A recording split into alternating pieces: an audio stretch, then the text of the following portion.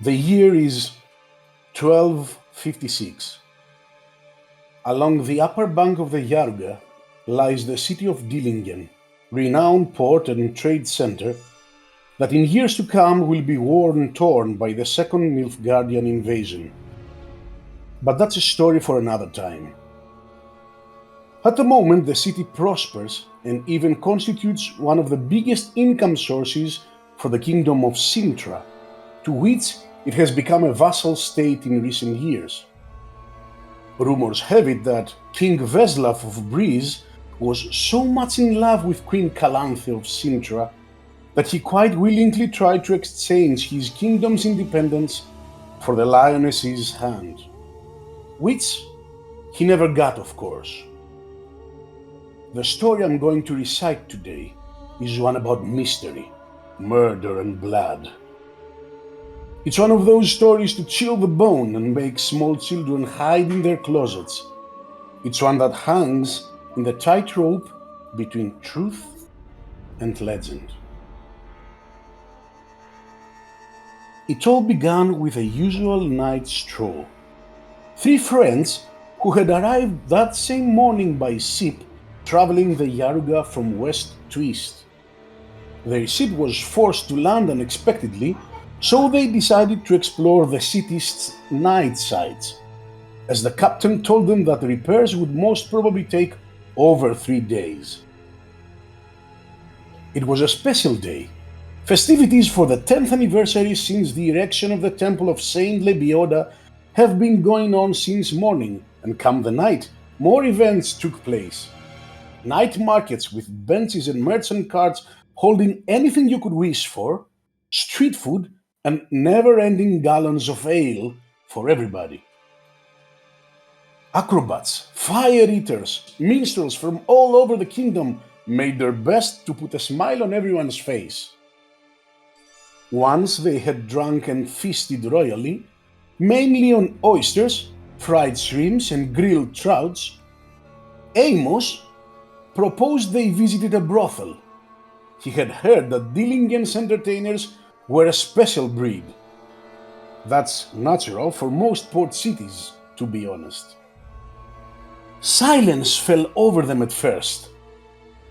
And then I look at the stars in the sky and touch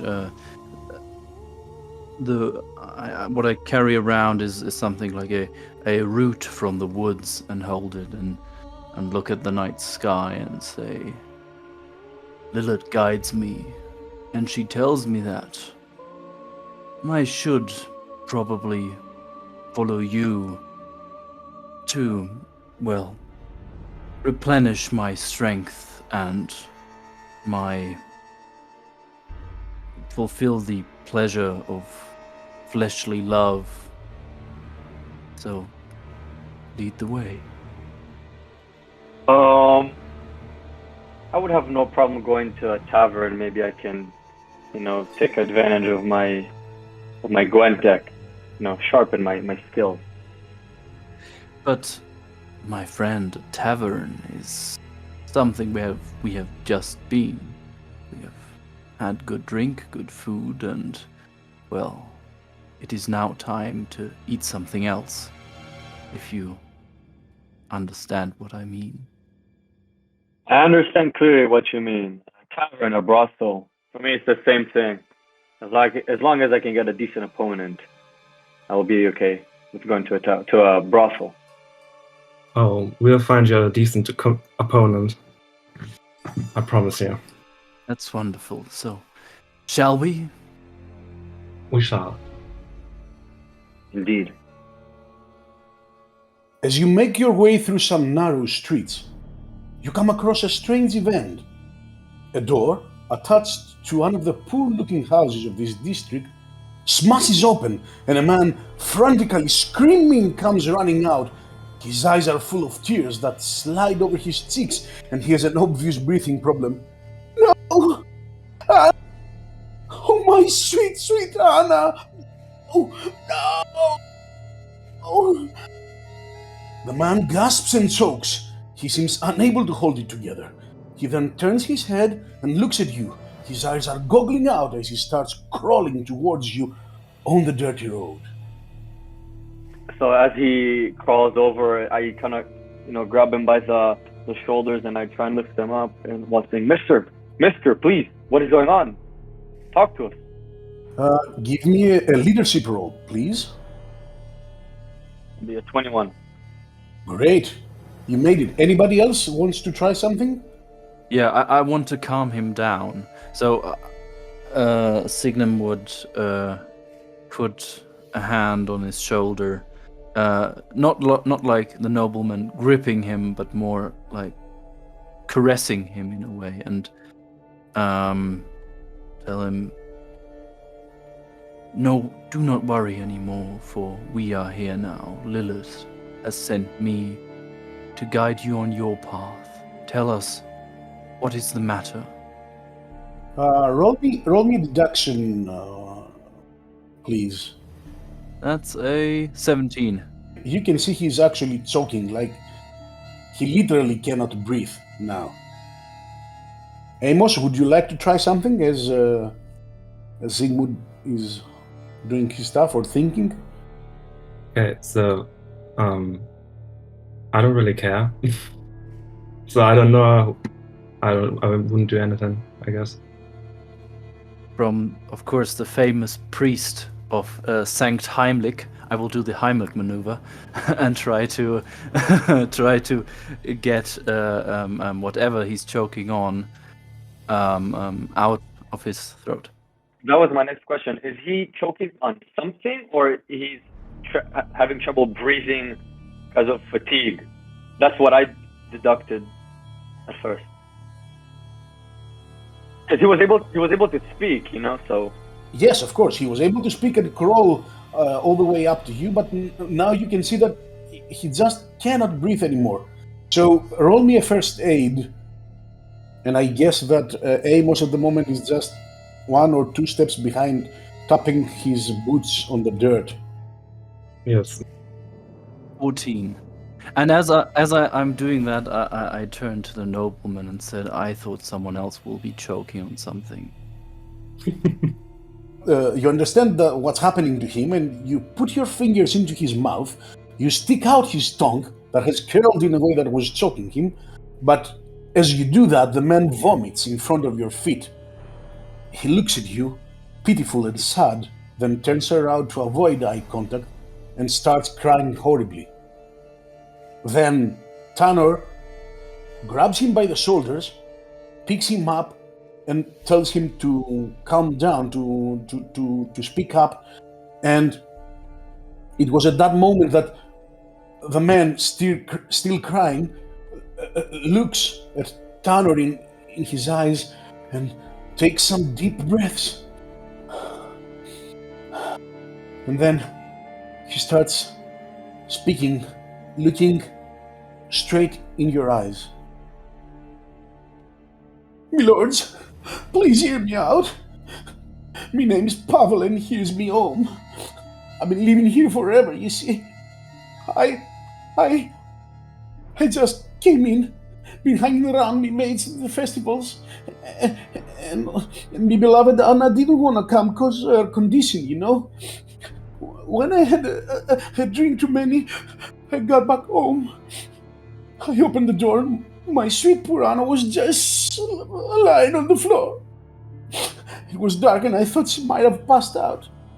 But when I got closer, I saw the blood and I didn't know what to do. I just ran outside screaming. Please, can you help me, my lords? Can you save her? Can you save me, poor Anna? Is she still breathing? Did you see anything like that? I didn't see anything, my lord.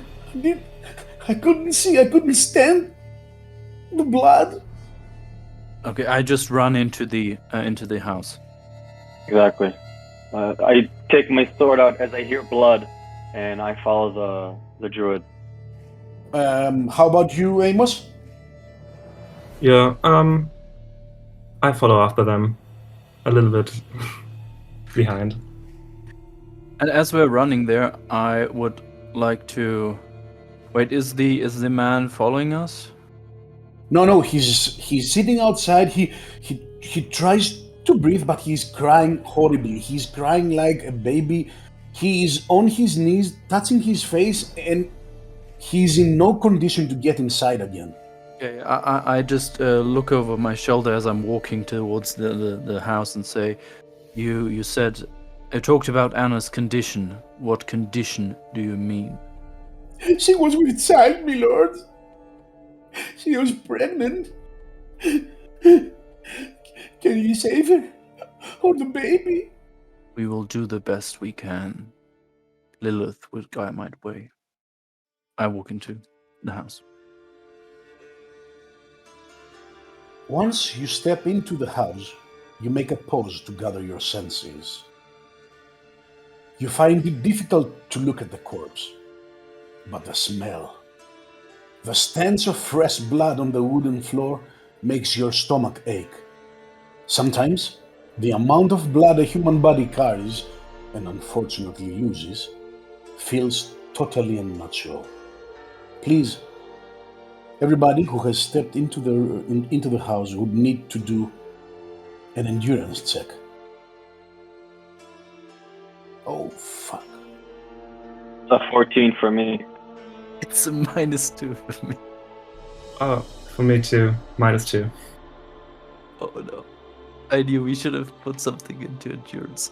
Unfortunately, none of you succeeds in holding it together, so you start vomiting at the sight of the body, which is currently lying in the center of the room, the house. There is a pool of blood around the area of the belly, and you lose total control of your of your composure. So I would guess that from this point on, whatever you do will have a penalty, a slight penalty, unless you can find a way to retrieve your composure.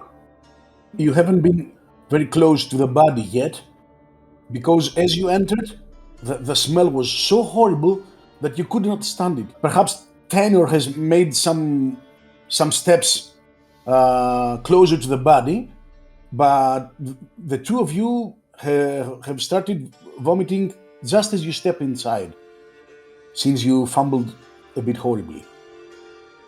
Can I make an awareness check to see if I can spot anything or anything at all?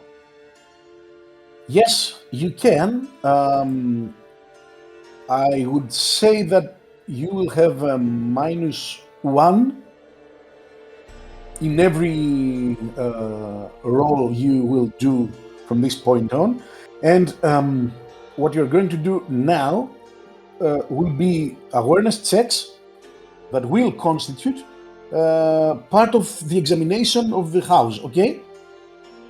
So that's a 17. It appears as though the average-sized dining table and two of the chairs were broken, as if something sizable hit them. Next to the body, there is a pool of blood. Now I would like you to roll the damage towards unraveling the mystery. So, for this one, please roll 1d6 plus your intelligence. 2 plus intelligence? Yes? That's a 10. Great. This is the first kind of damage you do towards the complexity of the mystery. Okay, so it's the first clue you have unraveled.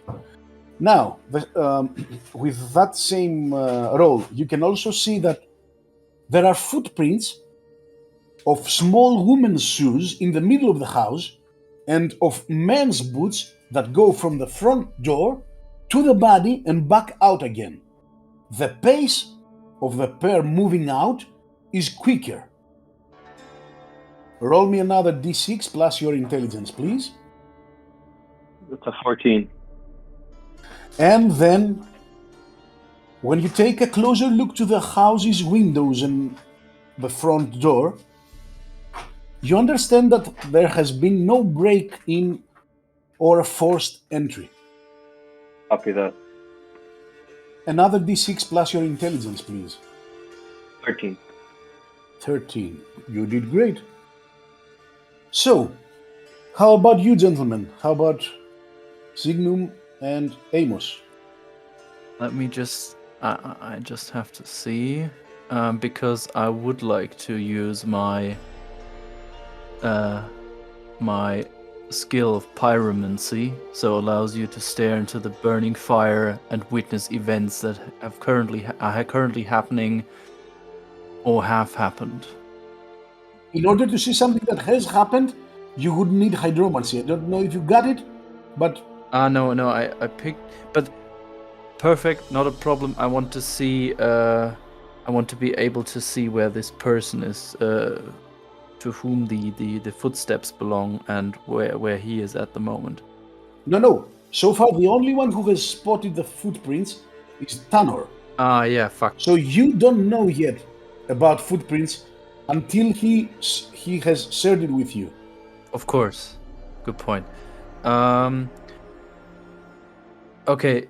I will give you another endurance check now that some time has passed. Yeah, that's what I wanted to ask.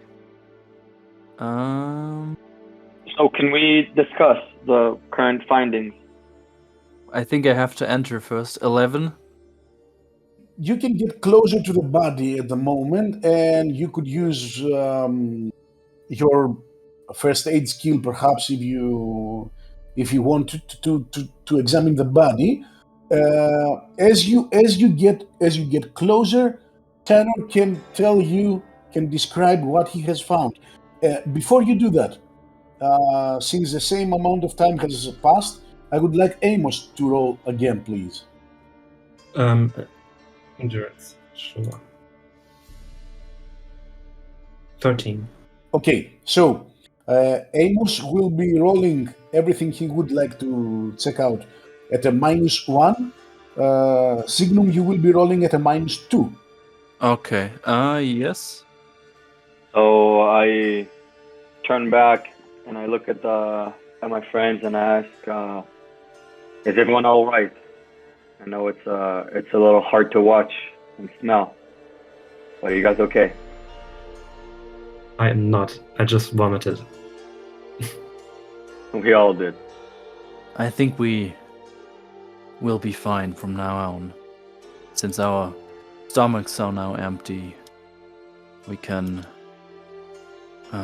deal with the woman lying before us. May she rest in peace. I kneel down at the to the body and would like to, investigate or do first aid on her. As I look at the body, I just say, "What kind of a monster would do such a thing?" It's now your turn to find out that indeed a large horizontal cut in the abdomen suggests that the pregnant woman has been stripped of her embryo. Judging by the belly's size, you understand that it was a pregnancy of more than 7 months old. I would like you to roll, please, for the damage. 1d10 plus your craft stat. Yeah. Okay. So 1d10. It's 10. Okay, total is 10. So you do some damage after all. The next thing you notice is that there are extensive bruises on the woman's back and neck. And these bruises suggest that she hit on some hard surface before ending lying on the floor. You are able to see that her back is bruised, but you do not see something on the front side of her, like a punch or a forceful push that could send her flying. Okay? Mm-hmm. 1d10 plus your crafting once more for more damage. Okay. That would be 16 now. Great. That's great. But it's just bruising, right? It's not bloody. No. The only blood is on the floor and, of course, around the woman's belly. I turn to the others, pointing to the back of the woman, and telling them, as you can see here, she carries bruises on her back, but not her front, which probably means she hit something she was thrown against, or in that way. Keep an eye out for anything in this house or the surroundings that she could have that look like a body's impact. As I am also trying to, scan the whole area of what I can see at the moment of the house. Yeah, give me an awareness check. But before you do that, everybody is entitled to a deduction roll because of what you said about her back. Okay. So it's 9 for you. Whoa. Wait, whoa. The first triple crit for the game. Oh my god. Why can't it be during combat? Why is it on a deduction? What the fuck? It's 3 10s. What the hell? That's crazy. I think I solved everything, right? I solved the whole mystery. I don't believe the investigation system works like this, my friend. But oh, god damn it! Both you and Amos can easily understand that whatever hit her, which apparently nothing hit her on the front, has sent her flying onto the medium-sized dining table, smashed the table with her back, and carried over the momentum carried over to the chairs. So that would suggest that whatever happened to her belly happened after she was thrown on the down to the floor. Okay? So she was thrown to the table, hit her back on the table, and then smashed the table, and with the momentum of her flying onto the table, the chairs went along with it, if I understood correctly. Yes, that's exactly what happened. Yeah, I think it flopped onto the floor and happened whatever happened. Yes, as she was lying on the floor. Amos, you too can understand that. Yeah. Perhaps Zignum would like to share some more of his findings, or... I wanted to do an awareness check, yeah. Because I don't know what happened yet. Okay, I still don't know what happened yet, and I'm still... Oh, and it's a -2 with that. Nothing more than what Tanner has already said is visible to you. So my friends, it's hard for me to ignore these set of footprints next to her body. I don't want to sound stupid, but perhaps it belonged to the man outside. As he said before, he came into the house. He saw the body, and as the evidence suggests, the pace of the boots going outside is faster than the inside. Something kind of bothers me. Maybe you guys can help me. There is a set of footprints belongs to a woman. Now, I don't see anything else. So whatever did this to her couldn't have no legs. It makes no sense. Maybe you guys can spot something else that I can't. Or maybe they are still here. Or maybe it was magic. How would you like to roll another deduction? 17 for me. 19 for me. Oh, fuck. What's going on, man? Put out your dice, man. Put out your dice. Okay, Your dice. I think doesn't help I think that's karma for the last time I rolled with you. Oh yeah, it could be, motherfucker. Yeah, it could be. Amos, you're pretty sure that these woman's footprints are the dead woman's footprints. So I guess these footprints belong to the dead girl. Yeah, I assume so. Yeah, but it still bothers me that there are no killer footprints, if you know what I mean. Maybe. Do you think it was an ethereal form of... Well, that was my first thought, that maybe it was magic, but maybe it was something like a far distance kill. But I don't know. A far distance kill would be pretty difficult, I think. Yeah, true. Because the thing, what you have told, what you have concluded, and I haven't seen until you told me, was that she was thrown against the table, and only then after that, her embryo was taken. Which means someone has been here or still is here. Have we looked at the whole... is it just a one-story house? Yes, it's a humble house. There's nothing to it. You're standing in what appears to be the kitchen and dining room, and on the right side of the doorway, there is another separate room with no door that appears to be a bedroom, but it's a humble home, and you have seen anything that there is to it. I mean, Tanner moved around. He even saw that the windows haven't been compromised. He has checked the door, and he has seen that there was no break-in. Can I speak to the man outside? Of course you should. Yeah, that's what I wanted to suggest, that we should probably question him or see if he's still there. Yeah. So as I take a good look around the house, I turn back, and then as I put my sword back in its sheath, I go up to him and I ask him, "Man, when was the last time you saw your wife alive?" So Pavel is on his knees, grabbing his face, and as you ask him this question, he turns to look at you, and as he's crying, says,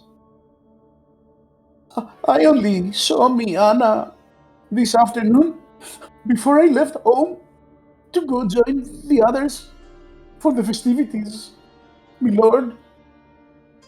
And you left her here alone? "Yes, my lord. She couldn't come with me because of her condition, you know. So I told her to stay."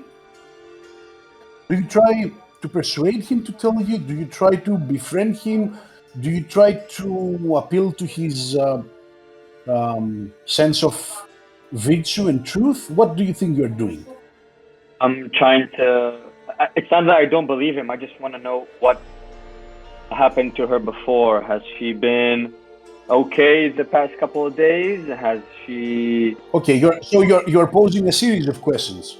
Yes. Do you do it in a strict manner, or do you try to be, friendly with him? What is it that you try to do? For now, he's kind of cooperating, so I think I'm going to keep it calm and smooth and not so direct or firm. Okay, you would either roll me persuasion or charisma. I think I'm going to roll persuasion. Okay, or persuasion, whatever suits you best, man. That's a 19. You should roll 1d10 plus empathy. That's the damage you pose. That's 16. 16? Yes. Okay. If anyone else would like to ask questions to the gentleman, you can, of course. But Tanner, please keep it up. Next questions. Has she been acting strange in the past couple of days? When I say strange, I mean, has she been nervous? Has anxiety taken over her? You're trying to persuade him to tell you, so roll please. And let me roll too. 19 again. You're conducting an interrogation of a sort, okay? During the investigation system. Interrogation is supposed is supposedly a clue to the mystery, and this is where the verbal combat system intertwines with the investigation system. So you actually perform interrogation using the verbal combat rules. He says, "No, my lord. No strange act by Miana, except she would, suffer from headaches or stomach aches before going to bed after eating something, and she would usually just drink a cup of boiled herbs to soothe her pain in the belly, and nothing more than that." I jump in at that point and ask what kind of herbs. Where are they kept? Nothing suspicious, my lord. Some valeriana and chamomile for the pain. Everybody uses them. They're on the cupboard. I will see if you speak the truth about them. I head inside and try to compose myself with the smell. Tanner, please remove 3 points from your focus. I did. Okay. So Zignum goes inside to check on the cupboard. Indeed, I do. Okay, I would say that it's easy to find them. The herbs are in a jar, and you could roll crafting or alchemy. Let me just see. Sorry, it's a -2, so it's a 14. Okay, no, it's actually valeriana, chamomile, the usual stuff. Okay, I come back and look at the nobleman. Okay, please remove 2 points from your focus. I go up to Pavel and say, "You speak the truth about those herbs. They are what you say they are. But did she always eat the same thing? Did she always, or was it every day something different? Do you know what caused her stomach aches and headaches?" This is a way to perhaps appeal to him, befriend him, maybe? Yeah. Okay, so roll me a charisma. So it's always -2 for everything, right? Until I get a triple 10. Until further notice, yes, until further notice. 21. 21. Yeah. Great.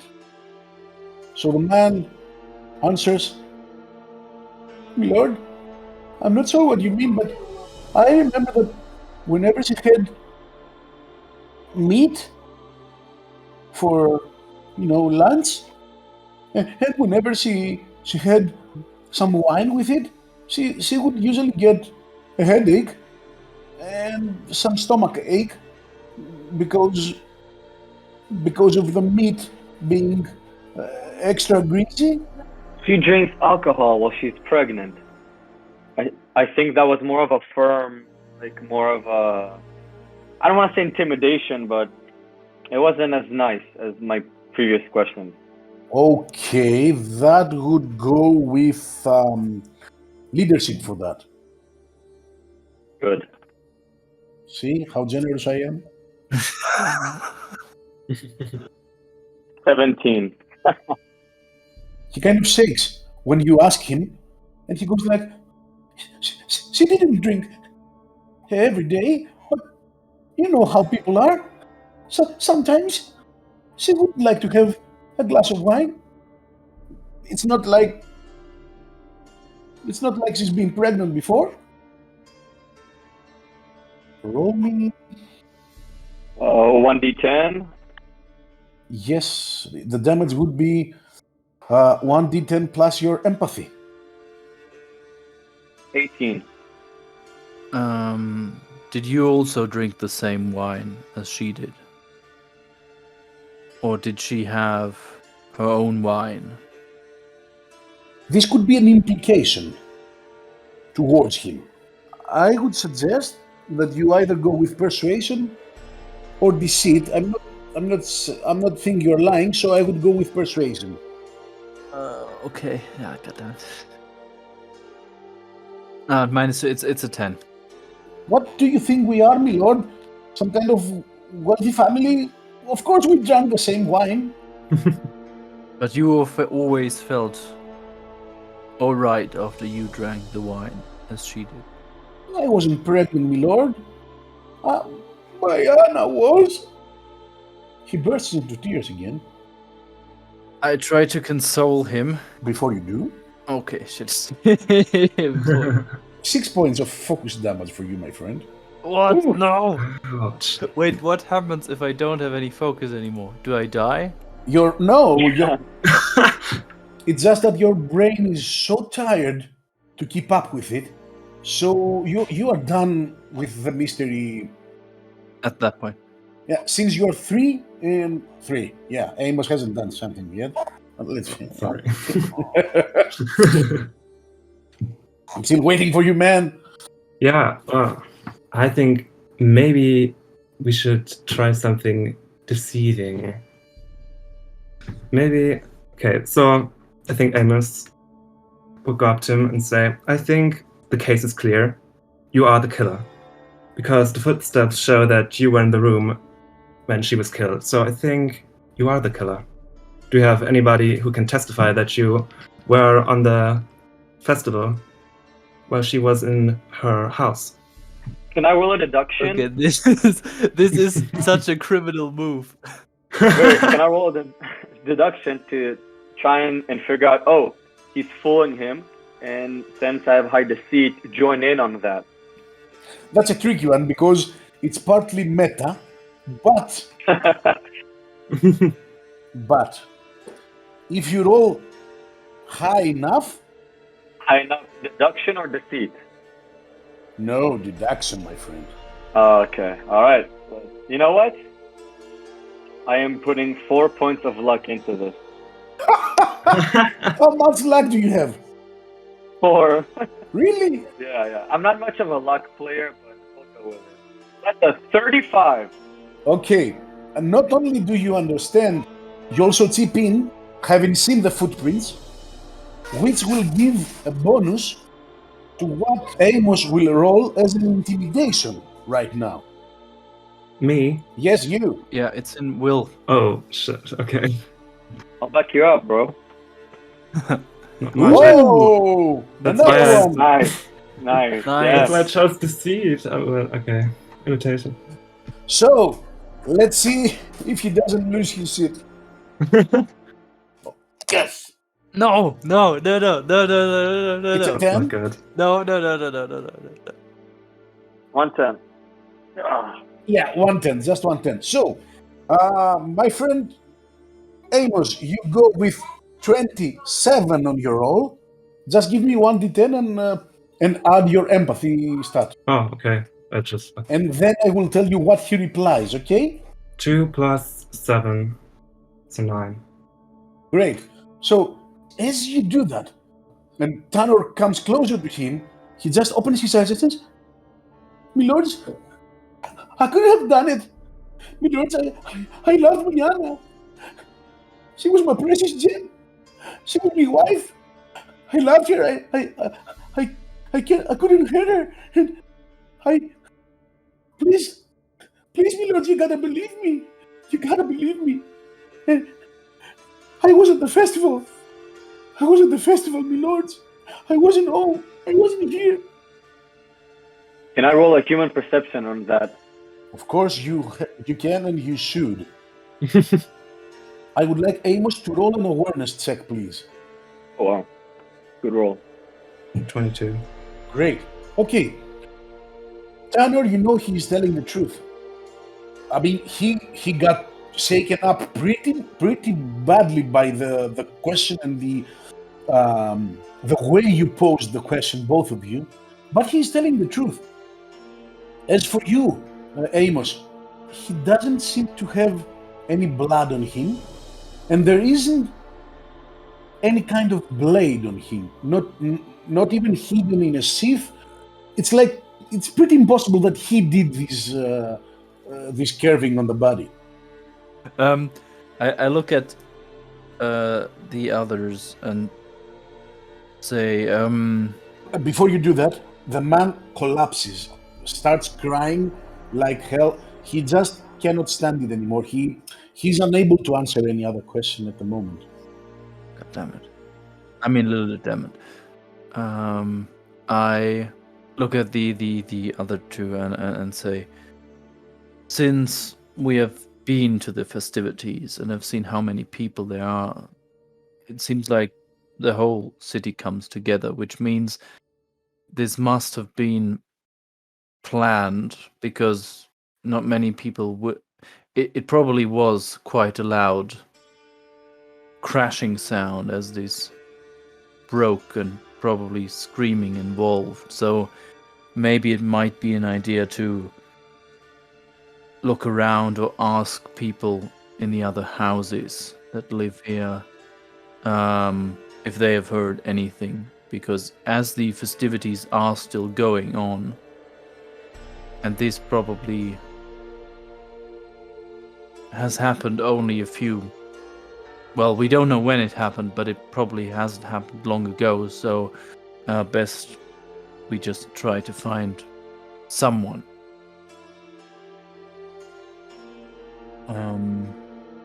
And I would just start going to the next houses I see around of Pavel's house and just knocking on the door. How about the rest of you? Yeah, I join.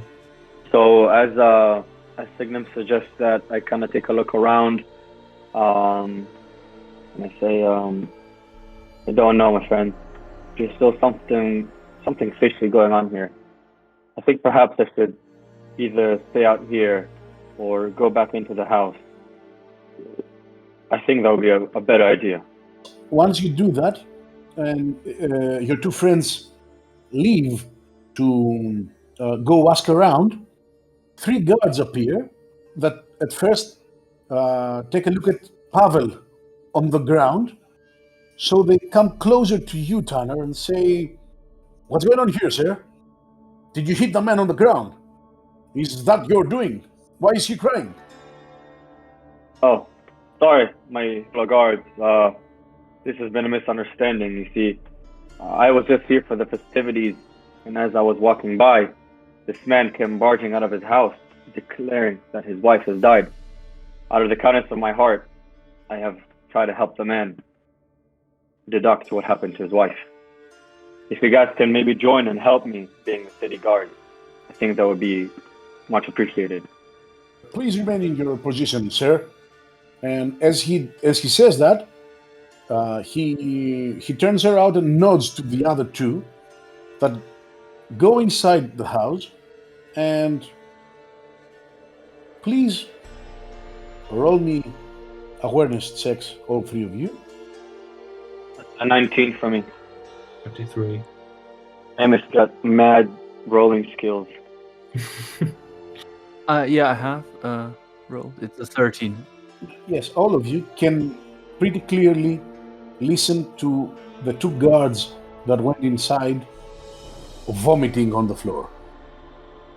They spit their guts out. "By the Holy Mother, what has happened?" And they continue vomiting outside of the house. So the guard comes closer to you, Tanner, and says, "What has happened? What's inside the house?" The other 2 just take a look at him sideways and say, "Sergeant, don't go inside.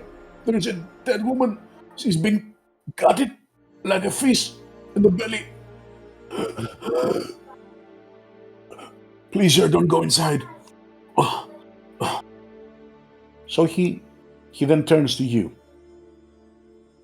So I tell him, my friend, I tried to warn you.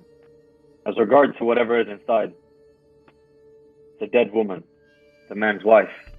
A large cut in the middle of her stomach is present. And from what the man told me, she was pregnant. Her baby is missing. As well, she has quite a bruising on the backside of her body. Taking a closer look at the furniture, I noticed that the table has been broken along with 2 other chairs, suggesting that she was thrown onto the table, flopping down to the ground. And then whenever it did this horrible thing, did it then. There's also 2 sets of footprints, a man's and a woman's. Now don't be alarmed. They both belong to the man outside and the woman inside. No other footprints are present. So isn't this man responsible for this? Isn't he the killer? Fortunately, my friend, he is not. He has been at the festivities the entire time. When he left, his wife was alive. When he came back, she was dead. So you see my difficulty of trying to solve this horrible crime. I'm quite puzzled by this, but my good man, I will be quite frank with you. If I report this to the guard, then we will have to take this man into custody. And if we do that, I don't know how and who will support him. I am thinking of turning the eye on this one and taking my guards with me. We will talk to nobody, but probably you should best talk to the Barber-Surgeon of this city. You should go meet him in his isolated house north of here, because he could perform an autopsy that would help unravel this mystery for you. I cannot do anything official about it, because if I do, then bureaucracy will tie this poor man down. He has already lost his wife. He has lost his unborn baby. I cannot do that to that man. And the saint will never forgive me if I do it on this night, on this specific night. So we are moving out. You should go see the Barber-Surgeon of this city. Understood, my friend. And just let me tell you this. If you need any witnesses for this man to show his innocence, me and my company, 2 other men, we'll be there for him. How noble of you! How noble of you! I'm so overwhelmed. Come on, man. Let's move out. Let's move out. There's nothing for us here. I believe that Amos and Zignum are trying their luck with the neighboring houses. I would like you to roll streetwise, please, both of you. Sure thing. Social etiquette or streetwise, whichever is higher for you. It works. Okay, sorry, I should have put in -2. It's 8 for me. It's 21 for me, but -1. I don't know. Yes, still -1. Still, Amos does it. So, another lady comes out. She apparently hasn't been to the festivities. She looks at you and says, "What can I help you with, child?" May the Lord guide you. Chaos has occurred, or chaos is afoot, and we are here to set order into this world. Lilith, you say, you blasphemer! I know the paganistic religion of yours. I will talk to you no more. How about you, child? What would you like of an old lady in a night like this? So yeah, ignore that man next to me. What the fuck? So we were strolling through the night, and it occurred to us that a criminal act has taken place in the street, and we wondered if you have heard anything in the last hours. What criminal act are you suggesting, child? Where did it happen? In any of the houses or on the street? Yeah, it happened to one of your neighbor. Do you know Anna or Pavel by chance? Oh, I do, child, I do. And let me tell you, I will not be surprised if Pavel did something horrible to Anna. Why would she say that? Did you hear anything? They didn't get along these past couple of months or even more. During her pregnancy? Well, she was pregnant, yes, but I'm not entirely sure that it was Pavel's baby. Oh. Every other lady of the neighborhood would concur to that. How did you came to that conclusion? Did you see somebody who met up with Anna? Oh, child, it's not natural for a woman that expects a baby to be that much angry towards her man. And I can tell you, I have 7 children, all by my late husband. I can reassure you. But back to the question we were asking before, did you hear something the past hours ago? No, my child, I didn't.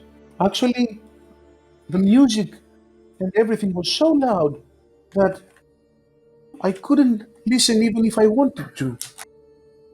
I just, since I have been shut up, I just try my like a Hail Mary and just say,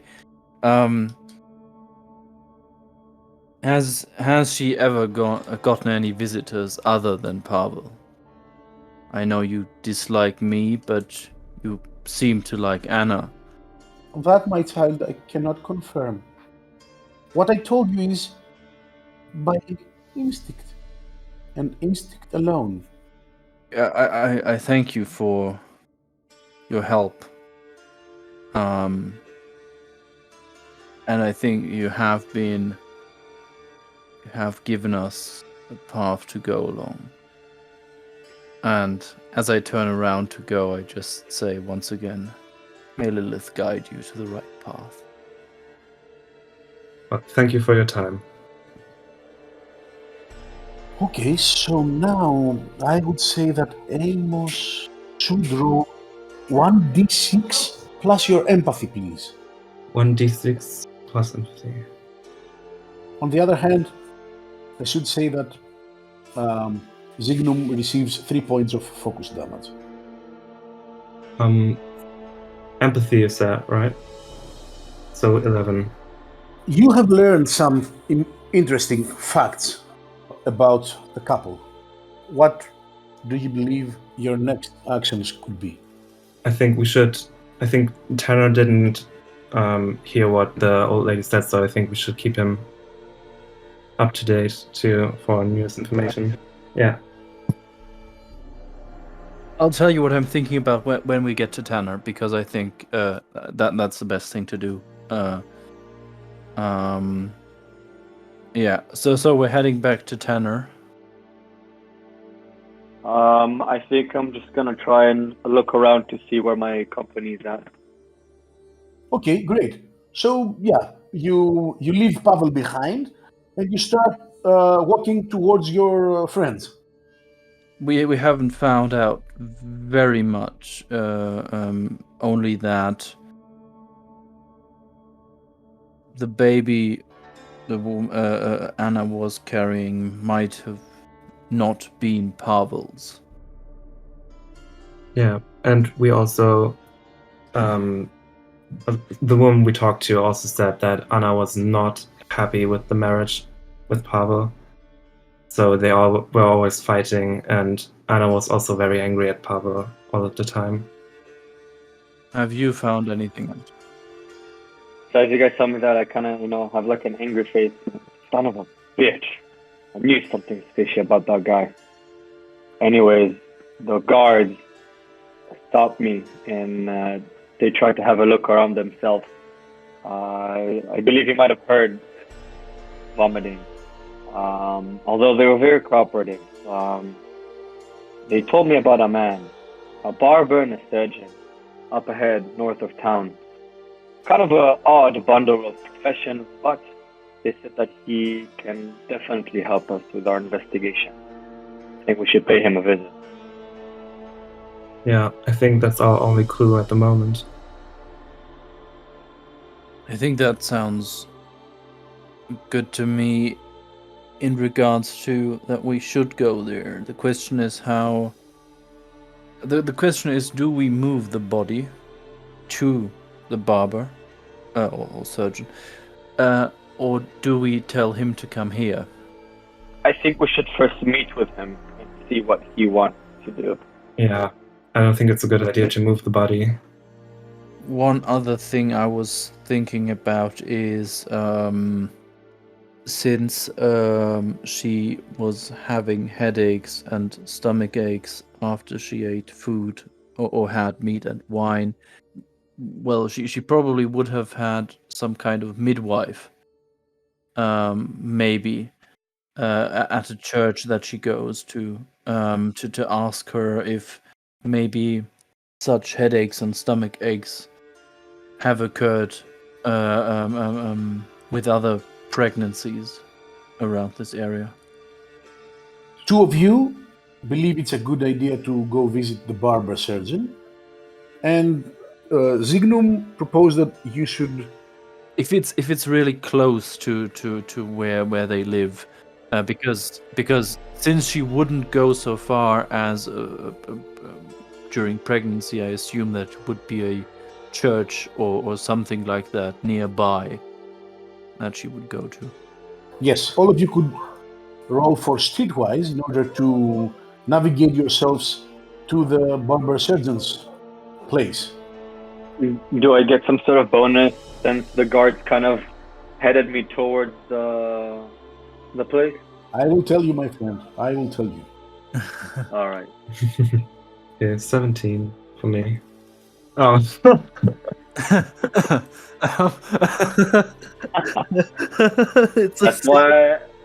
That's why I asked.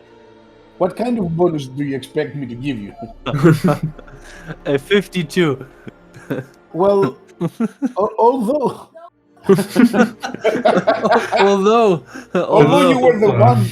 you were the one to be directed to this establishment, you seem to be unable to find your way around. Perhaps it was the incident that you just fell upon. Perhaps all the drinking previously has baffled your mind, but thankfully Amos has understood what you told him moments ago, and he guides the team through the narrow street you found yourselves stuck with Pavel. And as you leave the narrow street, Pavel says, "Milords, what am I supposed to do, milords?"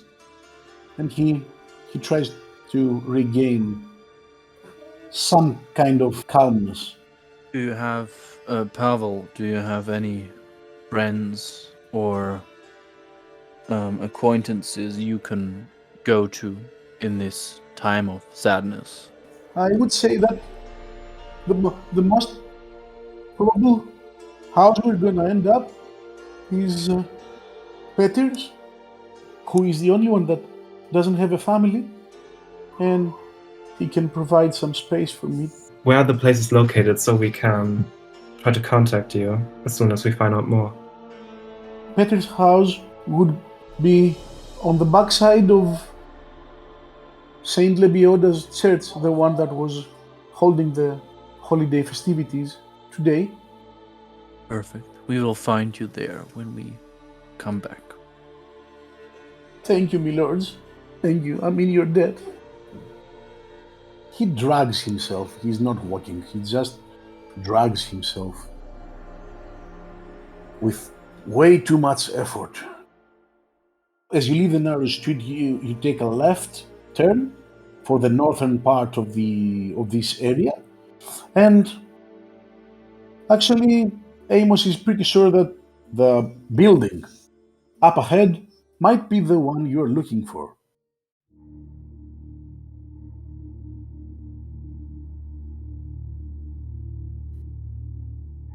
The Surgeon's Place is a two-story building that fancies a wooden engraved sign, Barber-Surgeon, and stands out mainly because it seems a bit isolated. The door has a dark green color and features a pommel in the shape of a mandrake. I would say that at the moment we're just past midnight. Oh, okay. Are there any windows that we can see? There are. Is there light coming through them, or is it total darkness? Roll me an awareness and I'll tell you, but it's quite dark. Can I save you the energy and just walk up to the door and just bang? Tanner walks up to the door and knocks while you try to sneak peek through the window. Roll me the awareness. Do I still have -2 now, even though I'm gone? No, you don't. No, you don't. No, okay, No. good. 16. Should I roll awareness too? Do you go near the windows? No. Then no. Okay. It seems that there might be candlelight from inside, but it's pretty vague, pretty blurry. But as you go and try to take a closer look through the window, Tanner walks up and bangs the door. Bang, bang. 2 bangs. I roll my eyes at the nobleman, thinking more tactical. A gentle, deep voice responds from the inside. I shall be there in a moment. Once the door opens, a thin figure in grey-brown robes make its appearance. The dark and candle-lit interior prohibits you from spotting much of its features, but what stands out is his thick eyebrows, his curved nose, and his almost unnatural pale complexity. My name is Emil Regis Rochelek Terziev Godfroy. To whom have I the pleasure of speaking? Name is Tanner. I'm here with my company. I'm sorry about the late hour, but we do have a few questions for you. Questions for me? Really? Well then, I shall do my best to answer them. Do you know a woman by the name of Anna and her husband, Pavel? Might you be referring to a young couple living 200 meters from my establishment, my good sir? We have stumbled upon the man in hysteria while his wife laying dead inside his house. Now, after meeting the town guards, they have led me to you, saying that you might be able to help us. How unfortunate, how sad. I believe this woman was carrying a baby, am I right? You are correct. But the baby is gone, taken out of her stomach, cut right open. As you say that, you see him frowning. I would invite you inside, my fellows, but the time is not suitable for visiting. Would you be able to accompany us to the body? I think it's been already quite a burden on your shoulders, this whole thing that you accidentally fell upon. So I would suggest that I would go to Pavel and Anna's place, retrieve the body, bring it over here, so that I could examine it properly, using my surgical and medical knowledge. You mean that we should bring the corpse now? I would say that it would be safer if I went there with my cart, retrieve the body, bring it over, and tomorrow first thing in the morning we could discuss what we have mutually found out. That sounds like a good idea, but I think to make sure that no time is wasted with us also coming here in the morning and trying to find our way back here, it might be a good idea that we stay at your home for the night, so that if you have any special findings, you can wake us immediately. Or we could go back to our tavern and sleep there. Well, does sound good. As Amos says that, the thin figure, Emil Regis Rochelek Elziev Godfrey, turns to him and says, "What a wise choice of words, my good man. I would suggest you do that." I don't say anything at the moment and just nod.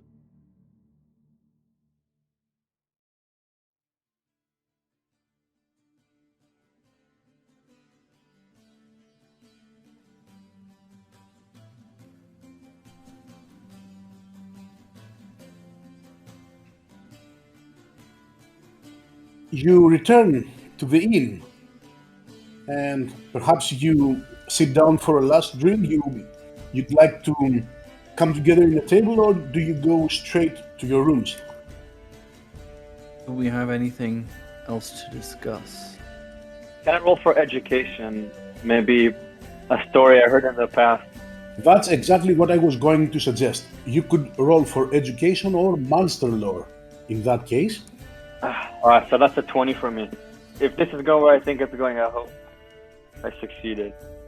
Oh, 19. oh fuck! Oh fuck! Oh my god! Wait, What's up? Okay, what the hell happened there? Wait. Your dice exploded when you had to re-roll for the fumble. You roll 1, and then 10, and then 10. No, that's not how it just should go. I wanted to have it the other way around. Fucking algorithm. You sit around the table, okay, and discuss, trying to bring up memories of things you have read or heard. What comes to mind is that the missing fetus could suggest that there is a botchling involved. Now, a botchling is a terrible creature born from unceremonious burial or abandonment of babies. It's an energy draining monster that looks like a horrible baby that has the tendency to go near pregnant women and suck their energy from them. That's actually what Zignum thinks. So, Zignum, since you fumbled, you receive 8 points of focus damage. Amos and Tanner, on the other hand, know that botchlings are known to drain power and not carve open their victims. So, both Amos and Tanner, you receive 2 points of focus damage. Okay, I have taken a bit more to drink than I should have. And I lean towards the others, and as I have told you many times before, Lilith guides my way. And she gives me the insight and what I have read and what I have experienced, that this can only be one thing, and this is a botchling. A baby that was left out, was left alone, was not brought up by anyone, and is feeding on embryos. This is the only explanation there is. There can't be any other. Your silence seems to say that you all agree with me, which pleases me, of course. Certainly not. As far as I remember, a botchling drains power from pregnant women and not slices them open. Well, I think you as a criminal, you know the most things of slicing people open, and I believe you in that regard, but leave monstrosities and things like that to the people that really believe, rather than people that are more on the side of criminality, you could say. I know what I'm talking about, and that's that. We can gladly agree to disagree, but in the end, I'm right, and I know that. What do you say, nobleman? I tend to agree with our friend. You probably have to get your education right, but indeed, boshlings do drain the energy of the woman, and they often do feed on their embryos. Seems like Lilith has abandoned you. Oh!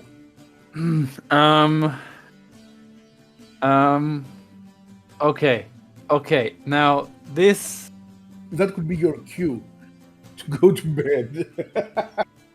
Now I'm fairly drunk now and quite annoyed at this remark. So I would like to hex the Hex of Shadows on him. Oh, fuck! Really? Yes. Does the GM allow it? That's a pretty tough spot for me now. I think we should all get a good night's sleep instead of giving hexes. We have an investigation tomorrow. Are you still going with it? I think it would be the natural reaction of my priest, yeah. But I don't want to. If you say would destroy the storyline in a way, I won't do it. But To be honest, no, it won't destroy the story. If you really feel like it's what Zignum would do, then by all means. yeah, because it is something very personal to him, his belief, and so. I should remind you that it's all based on hatred. Okay, yeah. I would argue that you feel hatred for Amos. Yeah, it's not hatred. He pissed you off, yes, okay, I accept it. No, but it's not hatred. You're right. I get up. So in a way, I lean over. So I get up and lean towards Amos and say, you can jest about anything, but know this: if you jest about my belief, about what I've gone through, and what protects me and guides us all, know that if you do this again, I will destroy your whole life. Know that, and keep that in mind. And I get back and just walk off. So walk out of the room, or walk towards my room. I think I'm kind of shocked from what just happened. Kind of look around and grab my tankard with me and bid Amos a good night and go upstairs to my room. Yeah, I will also go to my room. Then I would like you to tell me what your deduction score is. Because depending on that, you receive focus points back. I got 5. I got 1. I got 1 deduction. This means that Amos and Zignum, you receive focus points back equal to your will stat. Well, okay, cool. 10. Nice. And Tanner will receive his will plus 1. Ooh. You get a good night's rest. You've been told that you should get back first thing in the morning, but the booze, the difficulty of the situation, and actually how things unraveled themselves in front of you in such an unexpected way kept you in bed for a full 8 hours of rest. So at the moment, I would say that it's around 9 o'clock in the morning, and you wake up, meet downstairs, and probably decide to go straight to the Barber-Surgeon. Upon returning to the surgeon's house, you find the door open. Once you enter inside, you notice that things are equally dark as they were last night. On the left side, you see a nice comfortable armchair in front of a large mirror. There is also a tall stool that carries a basin full of water, and on another stool of the same height, you notice a pair of razor blades. The rest of the first floor is divided by large ecru-colored curtains hanging from ropes that seem to move around via a rotring mechanism. Behind those curtains, a familiar deep voice sounds. Welcome. I am inclined to remark that you are somewhat late, but I can understand that yesterday was a troublesome night for you. Come, join me. I walk into the house and to where he is standing. We just need to pull aside some parts of the curtains to reach the point where the voice is. I do apologize for us being late, but as you said before, it was a troublesome night for us, and as you will also probably agree, it is a situation where we all had to come together and think of who or what might have caused this. He turns around and looks at you, wiping his hands on a towel. He says, "No need to apologize, my good man. I can understand. Do the rest of you also come close to Regis? Indeed. Yeah.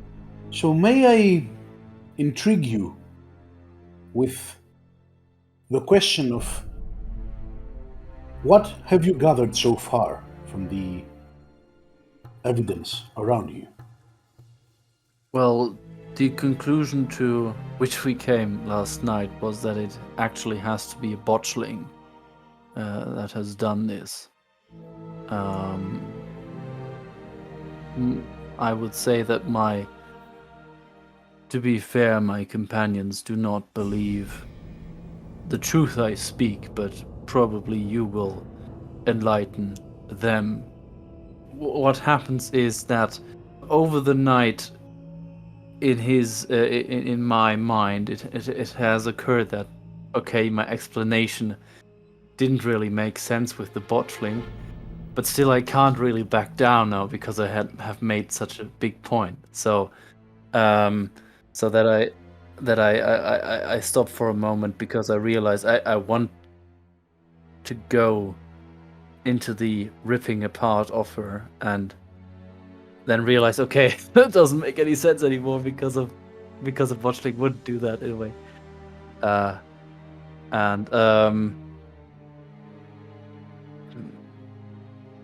Probably you should ask my companions of their thoughts of what they have seen, or why they think it can't be a botchling. Because I think if you look at the corpse, you realize that it must be what I speak of. I already have asked, so might I listen to what you have to say, my good man?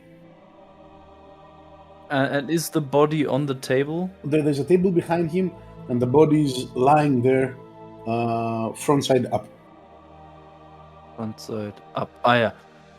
Okay, I walk over to the corpse and say, very well then. From my perspective, it must be a botchling because, and I point towards her stomach, her embryo is gone, as we have told you, and botchlings feast on embryos to stay alive. I assume that a botchling was involved in some kind of way with this death of this woman. That's right. We can't ignore the fact that this might have been a botchling, but we can say that it is for sure. You see, when a baby is born without a mother's love, or it was ignored or thrown away in some sort, it's cursed. This is a curse we're talking about. And as I remember correctly, our friends have spoken to one of the neighbors, and they have confirmed that the couple were not in a loving relationship. Although the botchlings do feed on the blood of pregnant women and babies, that is a possibility we have to take into consideration, why a botchling might be the problem. I don't think it's like the nearest possibility, but I mean, it could be.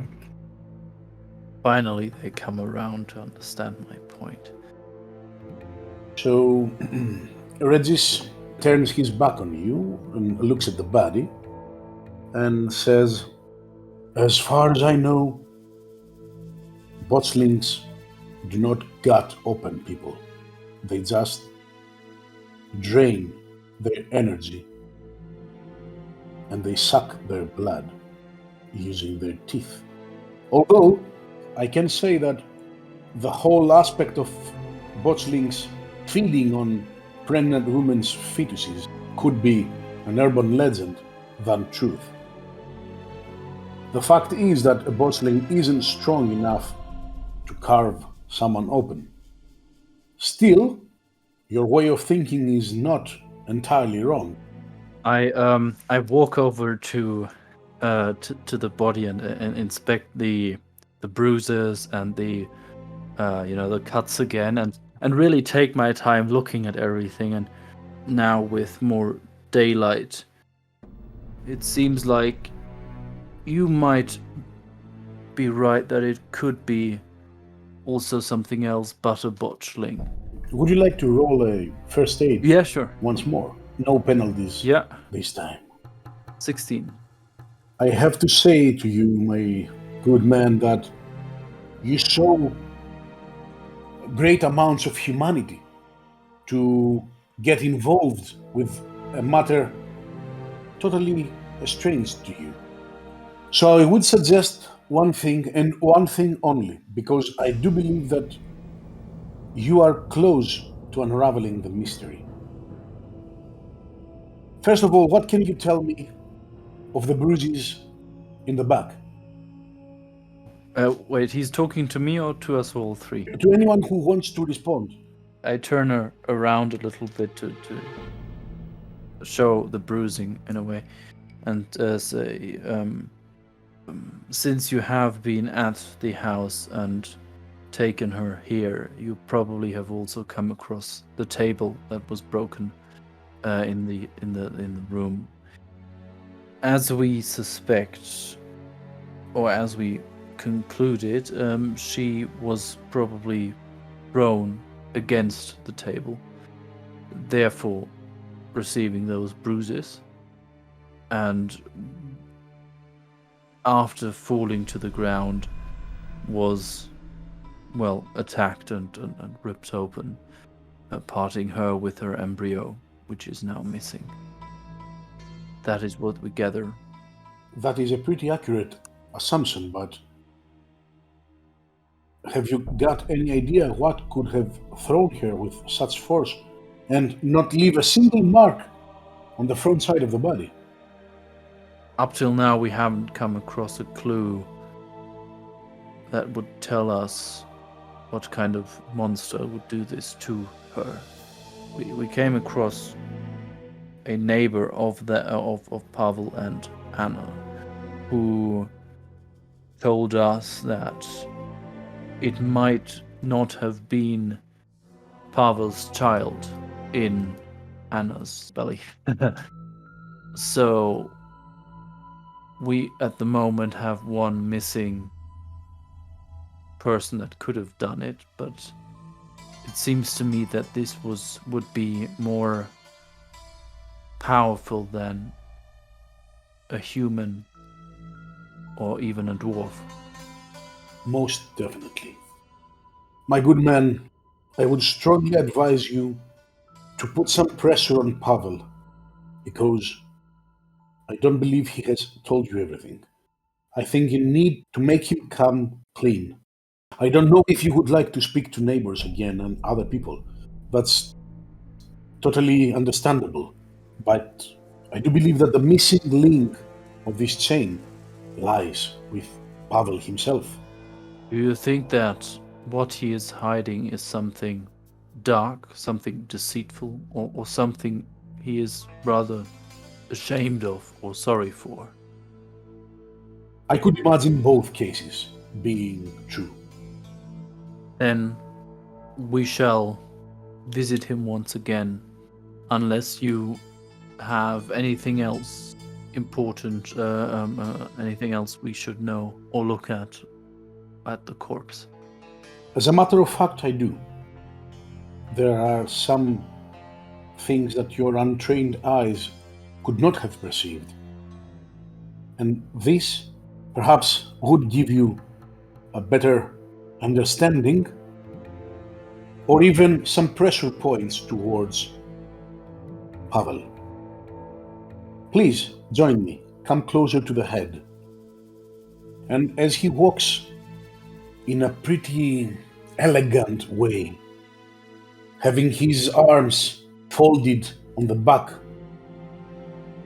he comes all the way around the table. At the left side of Anna's head, he unfolds his hand, his right hand, and he tells you, take a look at her neck, please. I do. Do the rest of you follow? Yes. Yeah, I'm with you. As he extends his arm, he says, as you can see, on the left side of your neck, there are some bite marks. No botsling would have done that. Since I do not like the idea of being in the sphere of assumptions, I strongly suggest that you should speak Pavel again and expose this evidence to him, if he needs to be convinced that he must come clean with you. We will. I must say, Regis, I don't know how keen your sense of perception is, but when we spoke to the man, we did make quite of an interrogation, and it seemed that he was being truthful. It seemed that he was telling us the truth.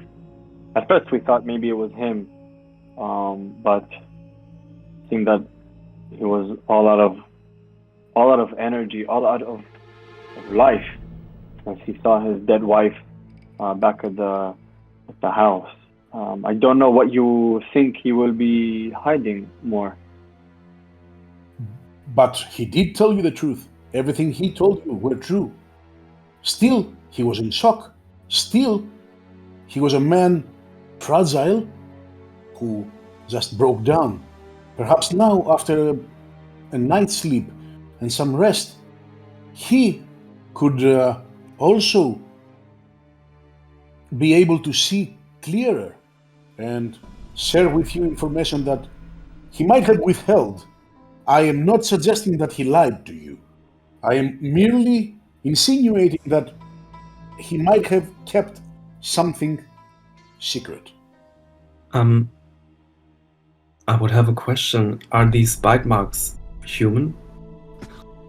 He looks at you sideways You cannot comprehend if his look is willingness to answer to you, but also it has an intimidating nature. As he turns his head slightly to look at you sideways, he says, yes, human in a way. Human in a way. I don't like that. That sounds scary. Are you suggesting it's a vampire? When you say the word, he's not moving his head, he just turns his eyes towards you and says, you better speak with Pavel soon. And he stands, like the way he speaks to you, he stands up, and he's a thin figure, but as he says that, it's like he's exposing his whole measure and posture. Once again, he binds his hands on his back and says, I would suggest you do it now. I put my hands on the shoulders of my companions, and I think we might have overstayed our welcome. We might overstay our welcome if we stay longer than this. We should go and talk to Pavel now, quickly. We shall take our leave. Thank you for the help you have given us, Regis. I do believe we will speak again soon. I have the feeling we will. So, as I get out, I do a sign of Lilith and try to calm myself down after the topic of vampirism in a way.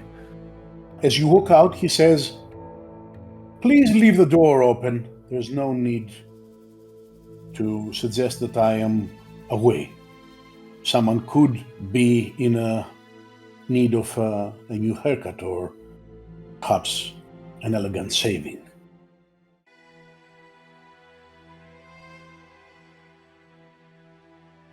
You leave Regis's house, cross the narrow street where you came, where Pavel's house is. You reach the main square, you find St. Lebioda's church, and you go all the way around to find Petr's house.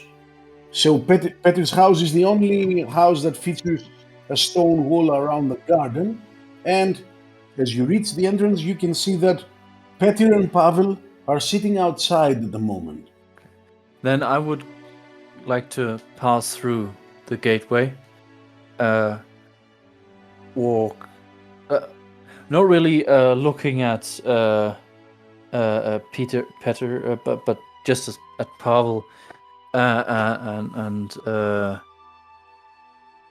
just look at him sternly and say, in Lilith's name, you haven't told us all you know, and I would like you to recall everything you can tell us about your wife and what might have or who might have caused her to die. What do you mean, my lord? If I knew what has happened, I would have told you. Cut the bullcrap, man. Just tell us what is going on before you regret it. Why are you talking to me like that, my lord? I haven't done anything wrong. I'm innocent. I was out with my friends. You can ask Petr here. We were together. We were having some fun, and then I get back, and you know the rest. I show my hand to him. There appearing, something like a green mark. Just show my hand to him and say, "There's something you haven't told us yet," and I would ask you to tell us anything you can think about that might be in the back of your head, because if you keep hiding things from us, I will inflict an illness upon your friend. I gather that this is a kind of intimidation. Yeah. You gather correctly. Or a deceit. That actually depends on whether he's determined to go with the sickness or not. And which sickness, of course, because I would say it is intimidation. Lying and conniving. Interesting. That's what priests do. I just kind of want to, grapple the dude and just give him a good one to the face and just like, come on, just stop it, man. So now we enter verbal combat, and you will have to roll intimidation for this. 15. My lord, do not hurt Peter. Peter is a good man. He's an honest man. He's got nothing to do with this. If anything, just I'll take the blame, but not Peter, my lord. Do not harm him. Well, one of you two seems to be honest. If it's your friend, then you are not the honest one, are you? Before he continues, you should roll for damage. This means that you will roll against his resolve 1d10 plus your will. Okay, come on, crit. Okay, it's 17. Oof. Nice. I hope that does damage. Since Pavel is actually a simpleton, those 17 points of damage were enough to break him down. Pavel just touches his chest, puts his hand on his heart side, and says, "My lords, I'm sorry. I should have told you everything from the start, but I was so scared and it was so difficult for me. I never thought it would come to this. I'm telling you, I loved Miana. I never wanted something bad to happen to her. My lords, I know who killed her. I know why. You see, these past few months, I've been seeing someone. Her name's Rebecca. She's a very beautiful woman, but she's something more than a woman. Rebecca has a dark nature. She likes drinking blood, my lords. She told me that if I would let her drink from me from time to time, she would give me the time of my life. And she did. She is quite amazing, actually, in bed, if you know what I mean. She's very beautiful. Not that me, Anna wasn't, but Anna wasn't mine, actually. Since she got pregnant, she was so indifferent to me. She didn't like me anymore. She didn't want me close to her. She didn't want me to touch her. I don't know what happened to her. I've heard some rumors, but I didn't want to believe them. And then Rebecca found me, and I started seeing her, so I kind of forgot. And then Miana was pregnant, and I could not leave her, you know. She was carrying my child. What kind of a man would I have been if I left her for Rebecca while she was carrying my child? I asked Rebecca to forget me, and she didn't like that. She didn't like that at all. She told me that it would be either her or Anna. What was I supposed to do? I told her to leave me alone.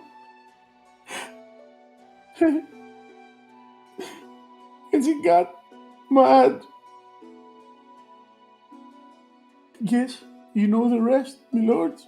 She killed me, Anna, to keep me for her own.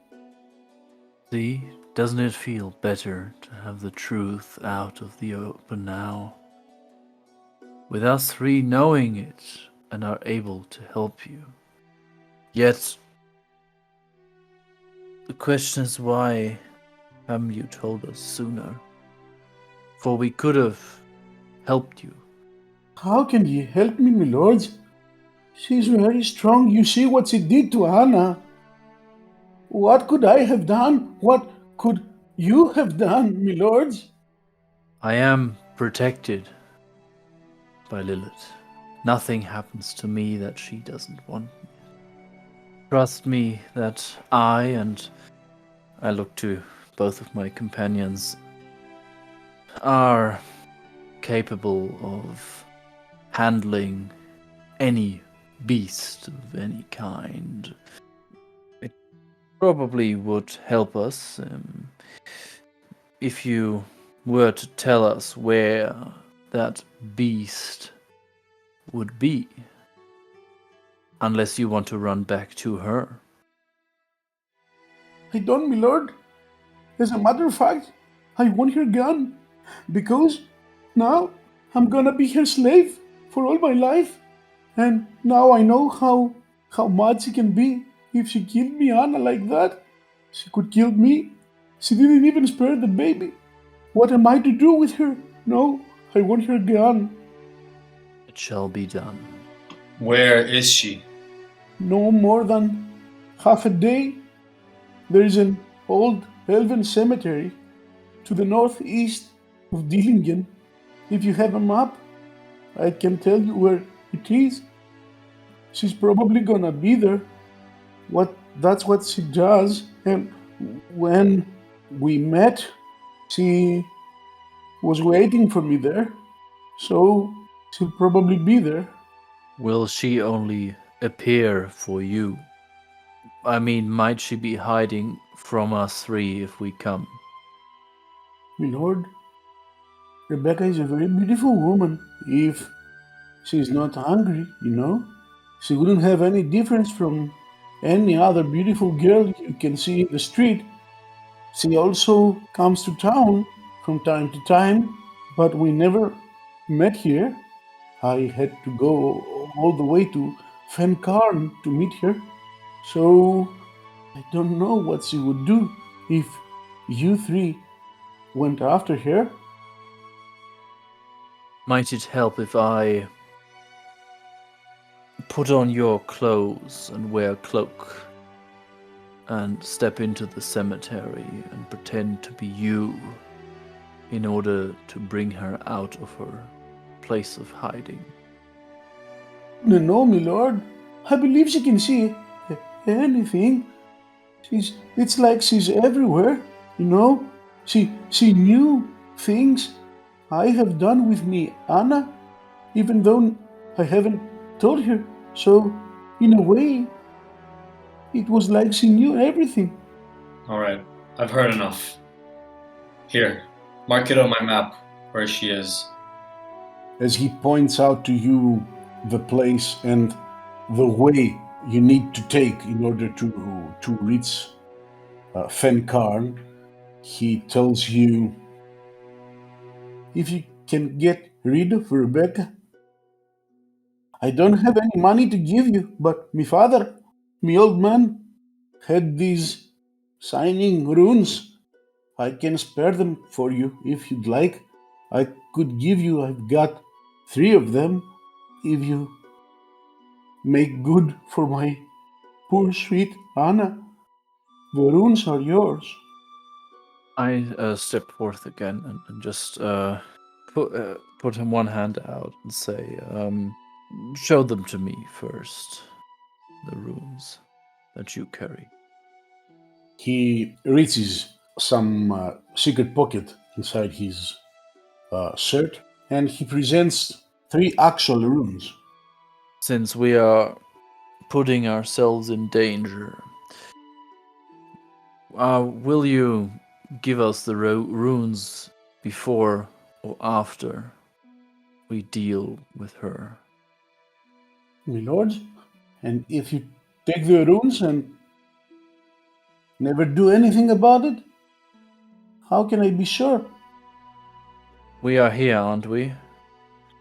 I mean, this man knows what's up. I think it's totally fair if we grab the runes if we're done with the issue. I just reach out and take one rune out of his hand. I just look at it, hold it like into the sun or just hold it against the sun for a moment, just looking at it, and then say, we have trusted you so far and have come back to find out the truth. If you really believe me not being a trustworthy person, I should maybe just let her live, but if you trust me now, I will make sure that she is gone forever. I can give you one now and the rest after you get rid of her. How does that sound, my lord? That sounds good to me. I step back and just let the other two now stand in front of me. All right, gentlemen, I think we have enough information to go on to our next objective. True. After that priest-like encounter, I think we should go to work.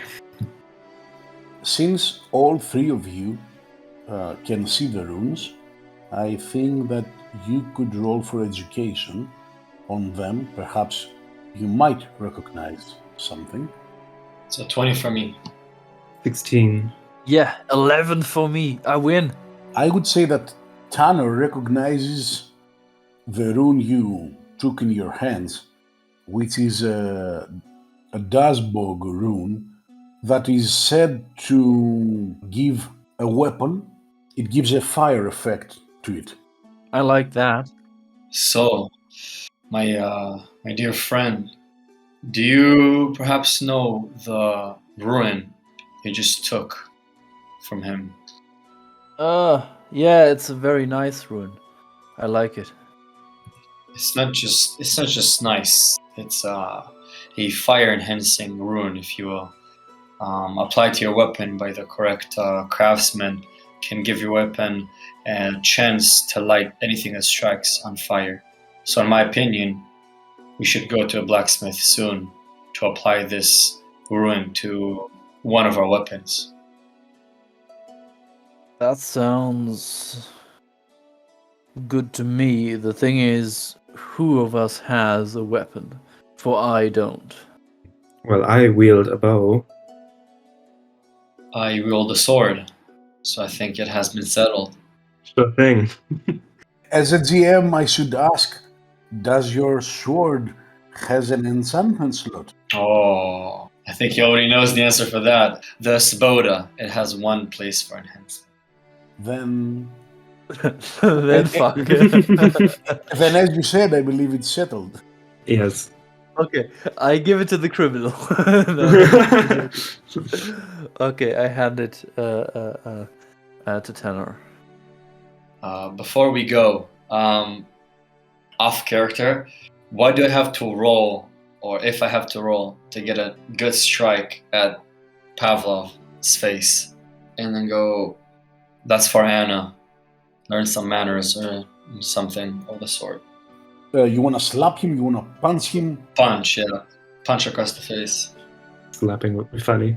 And quite noble. Yes. Rebellious. A rebellious personality. Okay, then yes, you can use your brawling to do that. And I will give you +2 bonus because I consider that he's a bit unaware and he's not expecting it. I guess I'm aiming for the head. Yes, of course you are. Yeah, because you want to punch him. Great. Oh yeah, that's a very good one. Ouch. Amazing. All I had to do was beat a DC of 10. Like, what is going on? Let's see what he does because he might fumble. 10.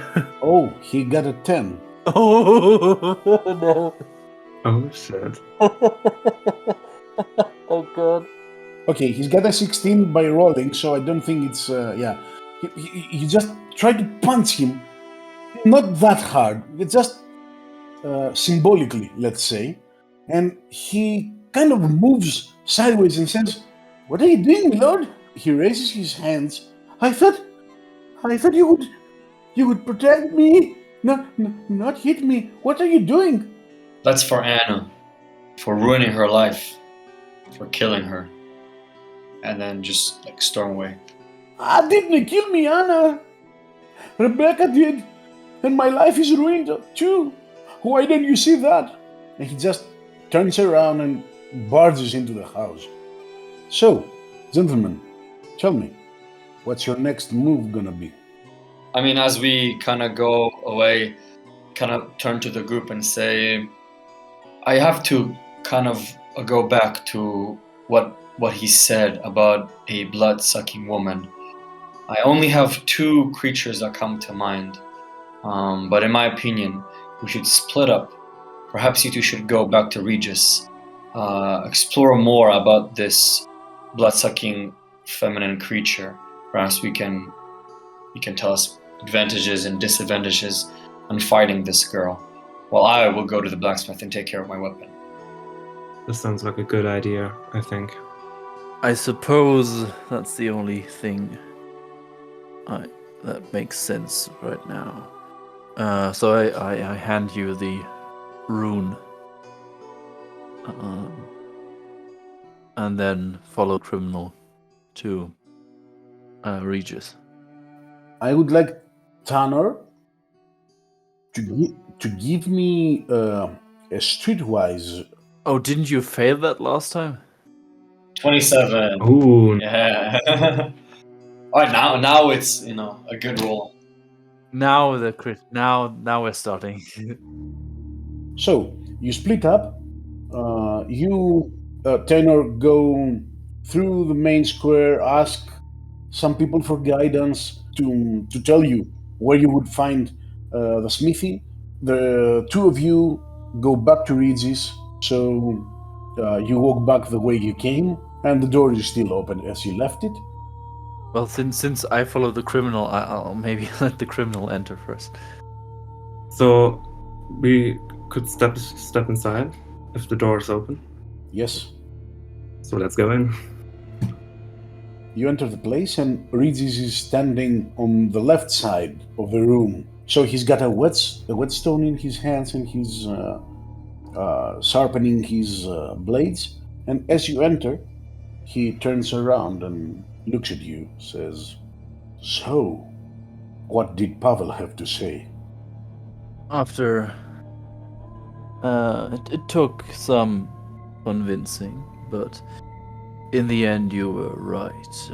He was hiding one last thing, and that was that he loved someone else or slept with someone else.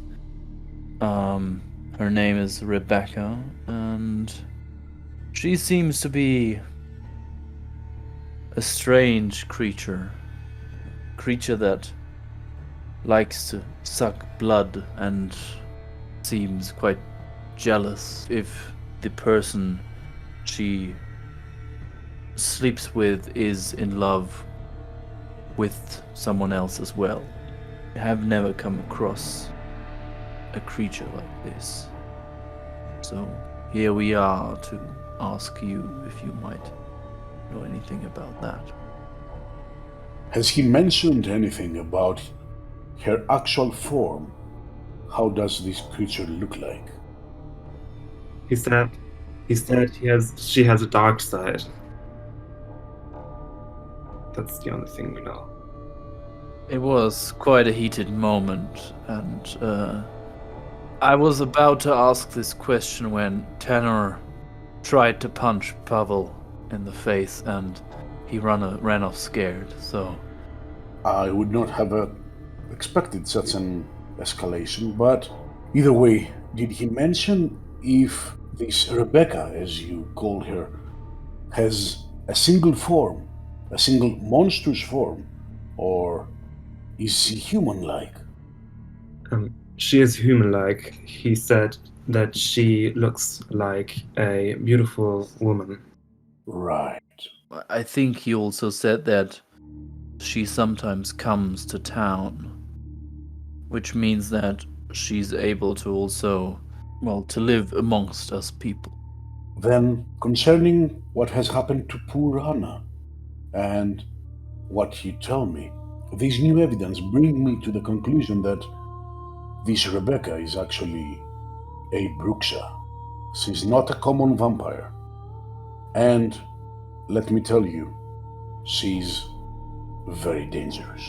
So, What would you have us do in order to make sure that we, let's say, eradicate that danger? So you are willing to risk your lives in order to eliminate this threat? That's very noble of you, but also, might I say, a bit foolish. Well, I would say that in every man's there is brave foolishness and foolish bravery. Say it is of a great concern for me as well as my companions, it seems, that we eradicate that danger, for she has done a lot of harm to one person. She might do a lot of harm to many more. What did Pavel say about that? Is he willing to distance himself from her? He is. He wants her out of his life. That's what he said, and that's what we are here for. Then his decision complicates matters, because this would mean that this Rebecca will try to feast on somebody else, and perhaps not only one person. My friends, if you allow me to regard you as such, there are few things that could help you face this Rebecca. One such thing is fire. Whenever it's possible, try to hit her with fire. She's extremely sensitive to it. There is also something else I would like to give you. He goes around the armchair, bends down, opens a cabinet, and pulls out 3 vials. These 2 vials contain a specific oil that would damage any creature of the night, any vampire. Just apply this ointment on your blades, on your weapons. It would give you an extra edge against Rebecca. Finally, this last small bottle contains a potion. It is called Black Blood, and it's something that if Rebecca tries to drink your blood and you have consumed, instead of her revitalizing, she would be actually damaged. I reach out for all 3. I take the black blood and then one for the blade, and then look at the criminal, gesturing with my head towards the other vial. Yeah, I take the other vial and say thank you. We thank you for your assistance. As you can see, I am only a humble druid without any weapons on me. Would you be so kind as to maybe give me one of your blades that I can see that you were sharpening? I would also pay you if you need money. My friend, these are my craft jewels. I use them to save customers. They wouldn't do any good to you, but tell me, what are you good at? I dabble with smaller blades at times. I'm afraid I cannot help you then. I have no weapons in my establishment. Perhaps it would be best if you try to concentrate on helping your friends to fight Rebecca. In a way, staggering her, so to speak. Yeah, I think Lilith will guide you.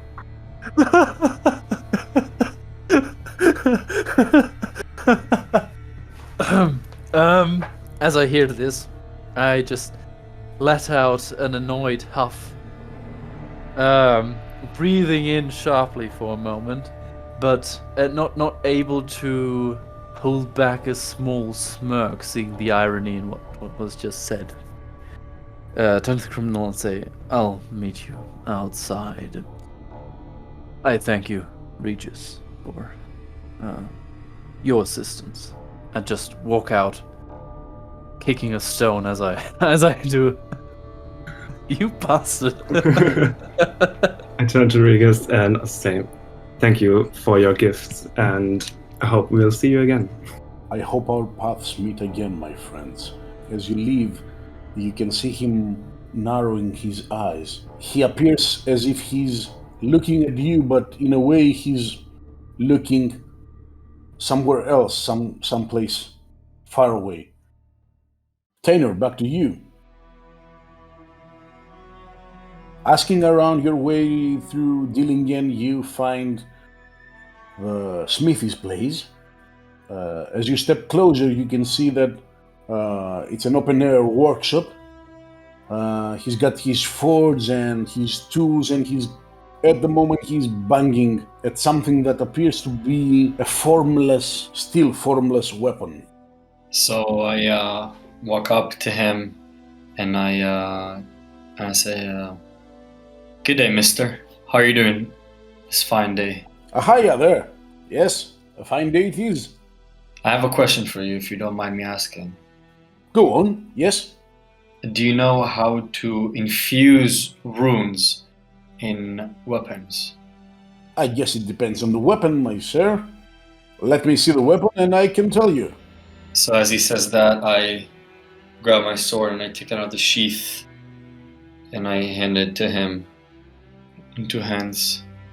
So he leaves his tools for a moment and extends his hands to take your sword, and as he takes it, he says, "Nice one. We don't get to see many of those." And he looks at you, waving his head, saying, "Quite a nice piece. How much do you want for it? I can buy it." I think you misunderstood. I would like you to infuse a rune in my sword, not buy it. Uh-huh. You're not selling. Okay then. Yes, I can engrave a rune onto it. No problem. Do you have the rune? Because I don't. I do. But before we make a deal, how long and how much will it take? From what I can see, you can handle your own, right? And if I judge correctly by your weapon, then money is not an issue for you, my good man. So I would say that 50 crowns and 5 minutes of your time would do the trick. It is a deal then. I reach to my back pocket. I give him the Dasbag rune. By the gods! You, sir, you have been a revelation here today. Yeah, I'll be back with you in a moment. And he turns around, goes at another table that is empty, places your sword on it, and actually in less than a minute he comes back and says, "Here you go, sir. Your sword's ready." In my life I've seen many things, but I haven't seen many of those swords, and now it's even more beautiful now. So then I grab the sword and I take a good look at it. And I tell him, "You're not wrong, my friend. I have to say, you're quite good at your craft." And I put it back. I bid you farewell. May the gods light your path. I think I will head back, trying to use my memory and head back to Regis's house to meet my friends. Since your streetwise was quite good, I judge that you are able to go through the city. At least you are able to walk back to the main square and from there go all the way towards Pavel's house at first. Once you get off that narrow street where Pavel's house is, you see both Amos and Zignum approaching. My friends, how was it at Regis's house? Very enlightening, one could say. It seems like we are dealing with a Bruxa, which means we should, well, in a way, fight fire with fire, literally. Since Zignum told you that you are dealing with a Bruxa, you can roll for education. I was about to ask if I can do that. That's 15 for me. I think I didn't get it. You haven't heard of one before. You don't know what it is, so whatever he has learned from Regis stands. You also told me that they are related with botchlings, interestingly enough. Okay. A Bruxa, you say? never heard of anything like that before. I've heard the name, but I don't quite know much about the creature, except what Pavlov told us, that it was blood-sucking. Anyways, the blacksmith was quite incredible. The man is quite the master, as you can see. And I take out the sword a little bit so you can see the runes letters across the sword and show them. He knew what he was doing. I hope this will maybe ease the fight a little bit more, and then put it back.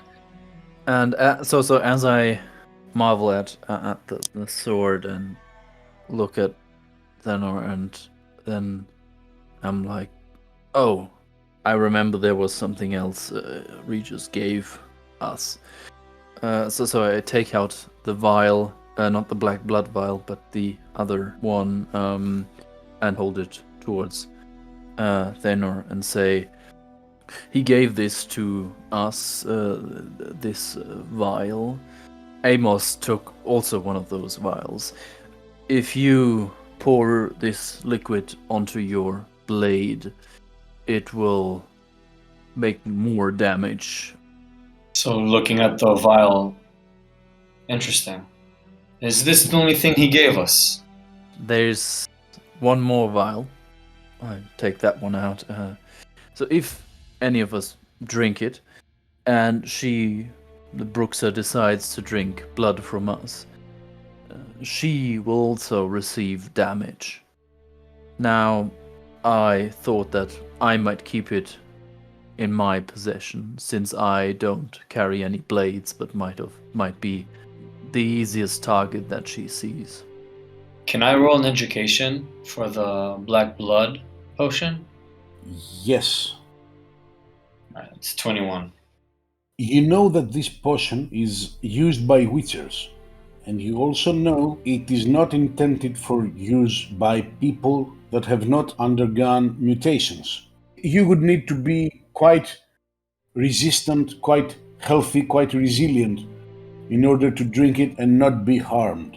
When he takes the vial of black blood out, I look at him and say, Signum, you do realize that that's a witcher potion, right? They're extremely toxic, my friend. They can literally kill you. While saying that it'll damage the Bruxa, it can also damage you quite a lot.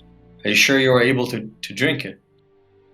That's why I actually wanted to suggest that that Amos will drink it first, and then if it doesn't work with him, I will drink it next. You have to be quite a healthy man quite a resilient, strong-bodied person to be able to withstand the level of toxicity this potion consists.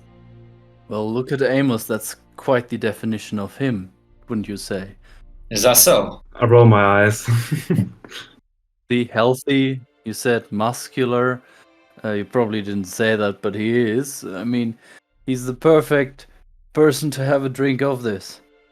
I'm just saying, my friend. I think maybe we should more focus on the fire aspect of our battle and not the poisonous part. I think poison or drinking poison would be our last resort anyways. I just lean towards Thenor and tell him, I'll put it into his tankard later. And just lean back. Yeah, the fire aspect is very important, yes. I don't want to be the party pooper here, but Amos, give me an awareness check, my friend. Yes. Sure. Fuck. Fail it. 21. Oh no! Ooh. Oh no! Oh no! No! Can I roll a stealth move? It's not a sleight of hand. It's something more of an intelligence nature rather than. Okay. You know what? Talking to lowlifes and meddling with underground and doing stuff like that should go with streetwise. Ah, fuck! I have 0 there. Come on. 12. Yes. No, I do not want to miss the flavor. But Amos, let's say that you are focused entirely on the matter at hand, but you do listen to Zignum saying, "Put something tankard." I just look innocently at both of them, and then, do we have everything we need to head out? I'm not sure. Do we need anything else? Like something more burnable? Except our weapons. That actually could be useful. Do we have something to make fire, or Or something like tar? In order to throw it, Yeah, to throw it. you do know that there is a substance called quick fire that actually makes surfaces quite more flammable. That's out of character. The alchemy DC is 16. You have the components, since you do have components. Yeah. It takes 15 minutes to do, Mm-hmm. and not having a formula, you still have to beat 16, but you don't have the bonus. I would like to do that, and I will use luck. +2 for luck. 18. nice? Do I have one flask then of this? Yes, that's for one dose. So I look at Amos going through his things and thinking about, also looking at what I have. So as he's doing this, I go through all the alchemy things, putting the alchemy sets on the ground, trying to think, okay, this would go with this together, speaking with myself, and looking at Amos and Thenor. This might be something that could help us. It would take me not long, about 15 minutes, but what could be of use for us would be a liquid that on any surface that it is spilled on can be lit aflame. So if it accidentally, let's say, lands on Amos, he could be burned asunder. I mean, just hypothetically speaking, my friend. So does this liquid, on contact, burn the thing, or like the ground, or is it just more flammable? It is more flammable. The surface that is on. So we still need something to lit fire, or light fire. Yeah, I think that's your job to find that. I mean, I'm already. You're already occupied. Sure. Yeah, it's quite the important task here, isn't it, Amos? And I start working on it. Then I look at each of them as I'm preparing that and say, I have never really thrown anything in my life. What about you two? Who's better at throwing? Well, I guess in my lifetime I've thrown a few things, so I could try. Sure. You'll get the vial. Unless Thenor wants. Oh, don't look at me, my friend. I'm not quite the throwing type, if you will. I think a man who was thrown into jail a couple of times is good at throwing as well. Okay, thank you. Good point. So Amos gets the quickfire substance. Do you want anything else before you leave for the battlefield? For the cemetery. I meant for the cemetery. What? What? Is that a spoiler? Do we need anything else? I have a lantern if that helps. Do you carry a bow, Amos? I have a bow, yes. And is this considered your primary weapon? Yes. If you spend some time during battle, you could light some arrows on fire and then strike with them, you know? Mm. That's another idea. Aren't we still nearby with Regis? I would just maybe nip in back to Regis and look if there is a torch None of you has a torch. No. Just a lantern. No. So yeah, maybe we should like search for torches and flammable things that we can light up. Kind of feel bad going back to his place, no? Kind of just bid us farewell, and then we're. Oh wait. Can I remember that there were torches hanging on his wall? You can actually roll for it if you would like. Okay. I would go for deduction with this. Okay, sure. 18 again. Okay, you are heading into a cemetery and it's going to be night. It won't be difficult to find a torch there, you know? Yeah, okay. At first I wanted to go to Regis' place, but as I recall from many days at cemeteries, I think that even at night they might have some fire there, torches and such those things. So maybe we don't really need to look for anything else. I assume we have to take the chance and trust Lilith to guide our way. I wink at Amos in that regard and just I hand him the vial and then turn to Thaner and say, you have the map, right? I do. Good, then lead the way. Alright. If you guys are ready. And I unroll the map, take a good look at where he pinpointed, and carry on. You leave Dillingen through the northern gate of the city. You travel northeast and around some hills you find a crossroads that on the left would guide you to the city of Breeze, the capital of the kingdom. But you take the right turn.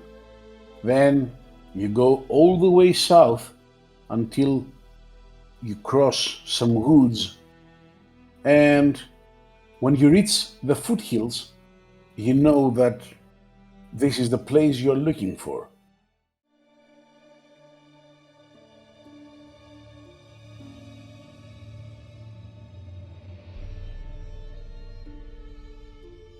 The air is chilly and the silence is unnerving, almost mystical, once you climb the last paces up the slope to where the meadow of barrows, Fen Karn in the Elder Spitz, lies.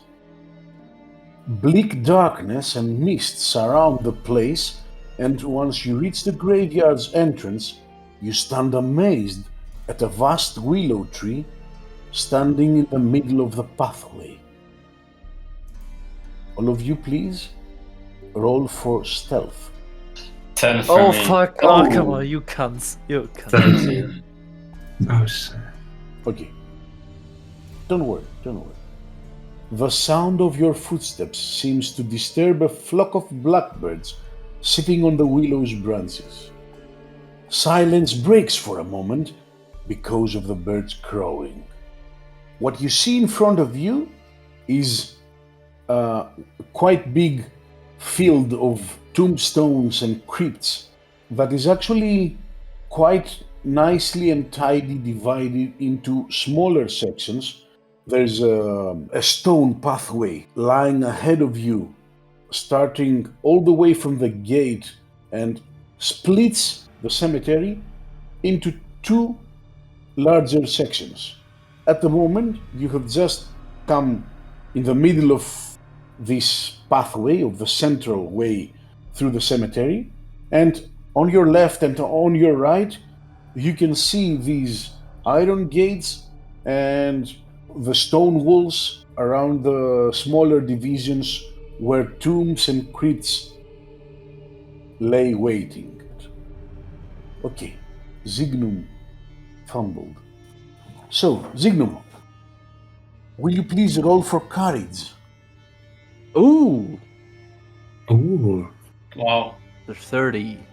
You hear a soft, sweet voice inside your head, whispering, Pavel, Is that you, my love? I don't say anything to anyone else, but try to think. Of course it is. Finally it is only us two, with her gone. Deceit, please. No, I'll try it like this. Come on, another crit. 15. Well. You are not Pavel. But who are you then? Come closer to me. Let me take a good look at you. Whatever happens in your head does not make you feel strange. You accept what's happening and you can cope with it pretty well. Apart from that, you know that the voice in your head is coming from your right side. So, what do you do now? I just whisper to my companions. She's on the right side. Get ready. And then step forward to the right where I assume she would be coming from, and think, here I am, my love. With open arms. Both Amos and Tainor listen to Zignum saying that she's on the right side, get ready, and you see him opening his arms. So as he does that, I whip out the esboda and apply it with the vampire oil. I think Amos would say, "Oh, Lilith is guiding your way," and put on my bow and arrow. I think to her, I am here out in the open, and you can see me, but I would like to also be able to see you for what a beautiful creature you are. Oh, but I did not see you. My friends on Black Wings did, and they told me that you are not alone. Of course you can see me. Come on over. I'm waiting for you. As she thinks this with the black wings, even though I have my composure in check, it's that I still look at everything around me and then lean to both of my companions and say, she has seen me by looking through the crow's eyes, so she probably will have seen you. She's talking to me in her thoughts, in my thoughts. Follow me. She's over there. You enter through a damaged gate into the tomb field, where from a distance you can see a woman in a purple dress with bright red long hair covering her shoulders and falling all the way to her waist, sitting on a tombstone. She seems to be combing her hair while she is half turned towards you as you look at her right side. Well, what have we got here? She says. All three of you listen to her voice. She is actually very beautiful. Have you lost your way, gentlemen? I think we are exactly where we want to be. With my hands in front of me, in a way gesturing towards her. We are all here, us three, coming to visit you. For many people have told us of your beauty. And I think it is time for, since you have been inside of me, for me to be inside of you. And I throw the cursed illness at her. I will use 4 stamina points. I will take 2 luck points with this. 25. Ties go to the defender, so she does it. Sake. Oh my. You shouldn't have done that. Why come at me with such hate? What have I done to you? You have done nothing to me, but it seems like I'm not the first man who has come at you, and if we don't stop you, we won't be the last. We have been sent here to pacify the danger you cause. I guess this is about that foolish girl Anna, isn't it? I am not here to discuss with you why we are here. Did Pavel tell you every piece of truth there is to tell? What other truth is there? When I first met him, he was half the man he is today. Words had come to his ears that sweet little Anna was seeing someone, a merchant from Elanda. She wanted to skip town with him, but you know how humans finally mess up everything.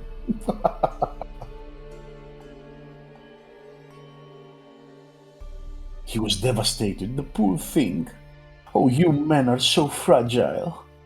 A woman breaks your heart, and the first thing in your mind is to drown yourselves in alcohol or take your own lives. Until you find a hole to stick your dicks in. Then you become mighty men again. So, Pavel and me came to an arrangement of a sort.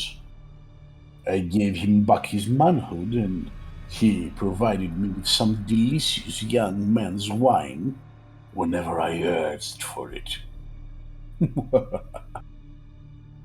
We would still be doing great if the merchant hadn't got Anna with child. You see, he abandoned her solely after. Because he might have been a good fuck away from his wife, but he never wanted to raise a bastard with her. When Anna told Pavel it was his child she was carrying, he started rethinking our relationship. It's not that they came any closer, but he wasn't bold enough to leave Anna raise his child alone. He asked me to stop seeing each other anymore. I did not like that. You see, I had the privilege of not having to hunt anymore. A steady supply is always safer. So, I had to take matters into my own hands. Or should I say, fangs.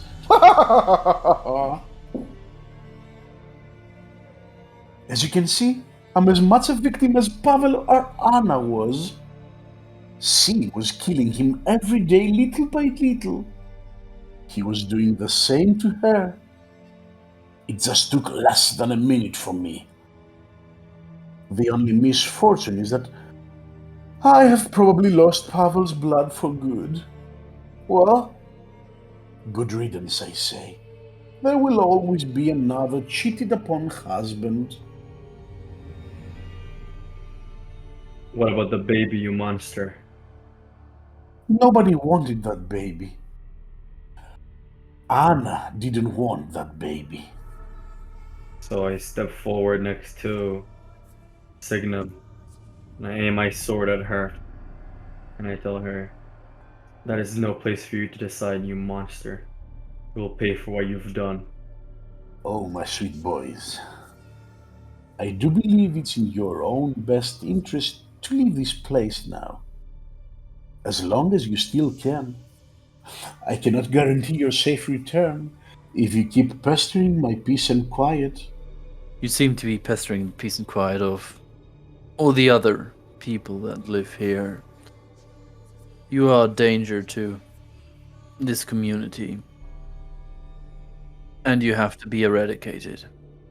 Oh, so merchants coming into town, fucking other people's lives are not monsters, and I am. You men are so funny. You believe monsters are something else, but not you. Never you. That's right, never me or my companions. We are innocent in every way, or shape, or form. For we stand for our morals, and we know what is right and what is wrong. And what I see in front of me is quite wrong indeed.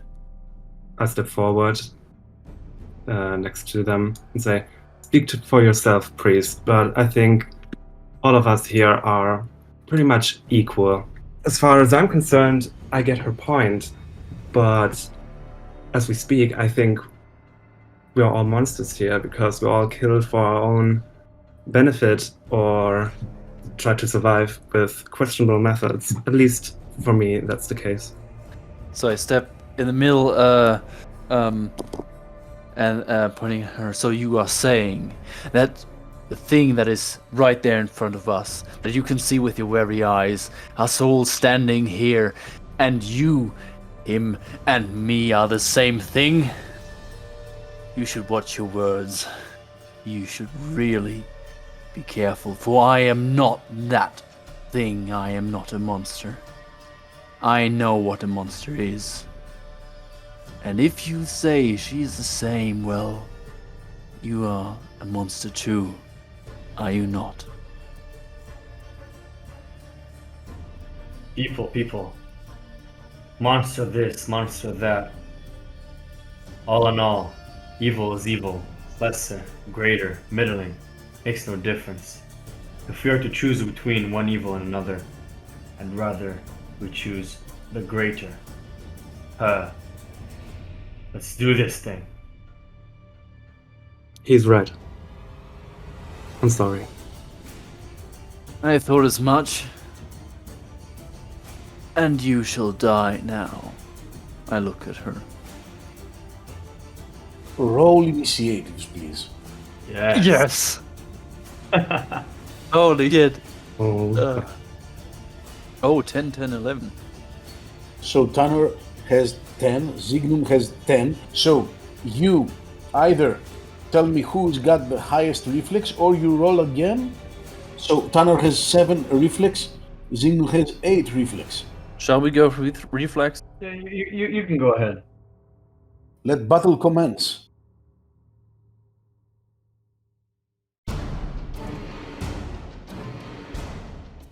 When you say that to her, she takes a look at you, drops her transformation, and once she does that, she vanishes in thin air. Fuck me! Everybody roll for awareness, motherfucker! 1 and then 9. Oh wow! Oh wait! Oh, wow, hey! wow, two. Oh, that's good. What is going on here? Holy shit. Can I have this for my next attack? And I'll roll now for awareness. We can all see you.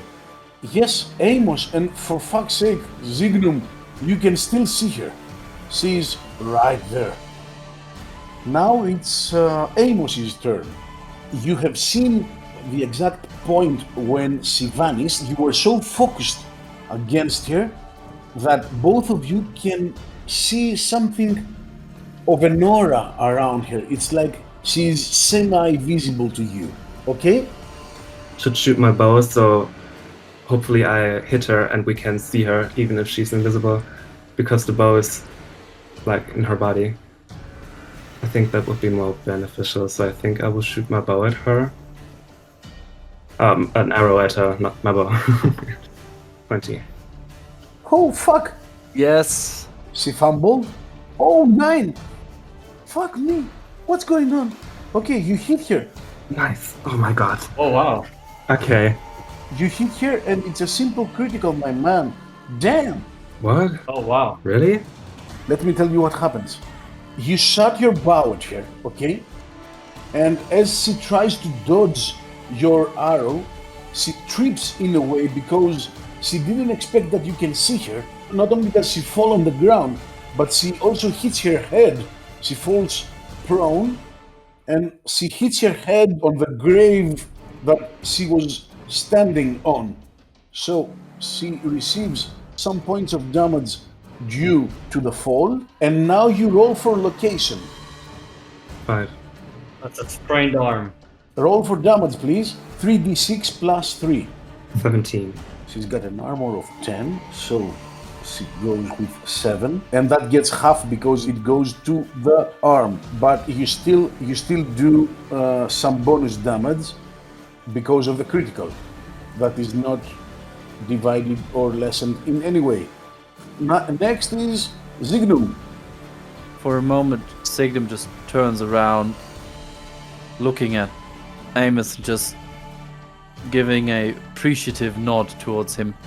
I think I will do the same thing again. No, I will try to stun her. How much luck do I have left? I think I have 2 more left, so I will try to do it again. 24. Come on. She got a 20, so Nice. now she's stand 2. Fuck. Wait, when she's prone, she takes a -2? In attacks and defenses, but physical defenses. So that means like dodging and stuff like that? Yes, dodging, repositioning, stuff like that, yes. Can I see her?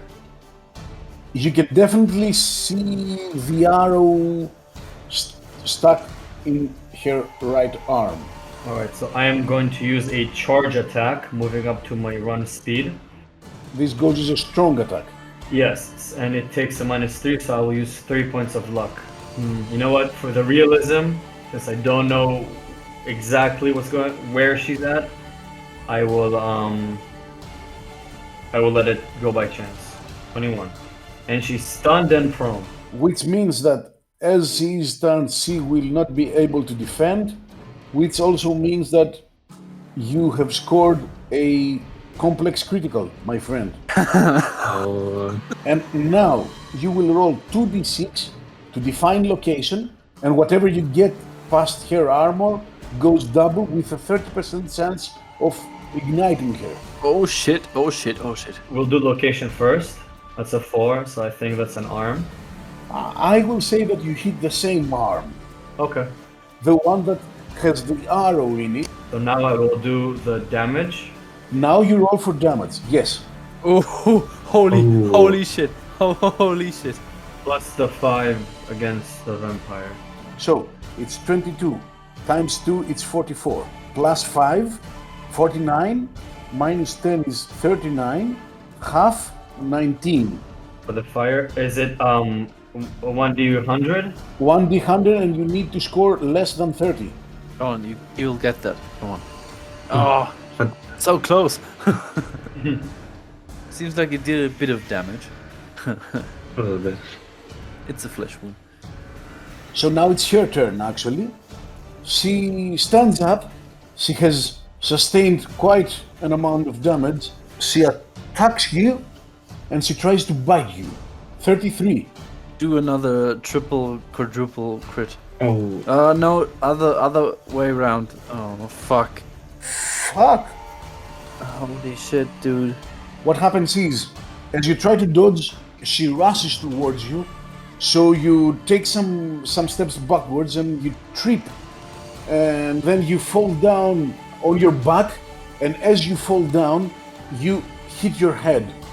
Now, this will leave you prone, and you will suffer 1d6 points of non-lethal damage. So it goes to your stamina. So 2 points of stamina. Oh, fuck. I got 1 for location, so she goes for the head.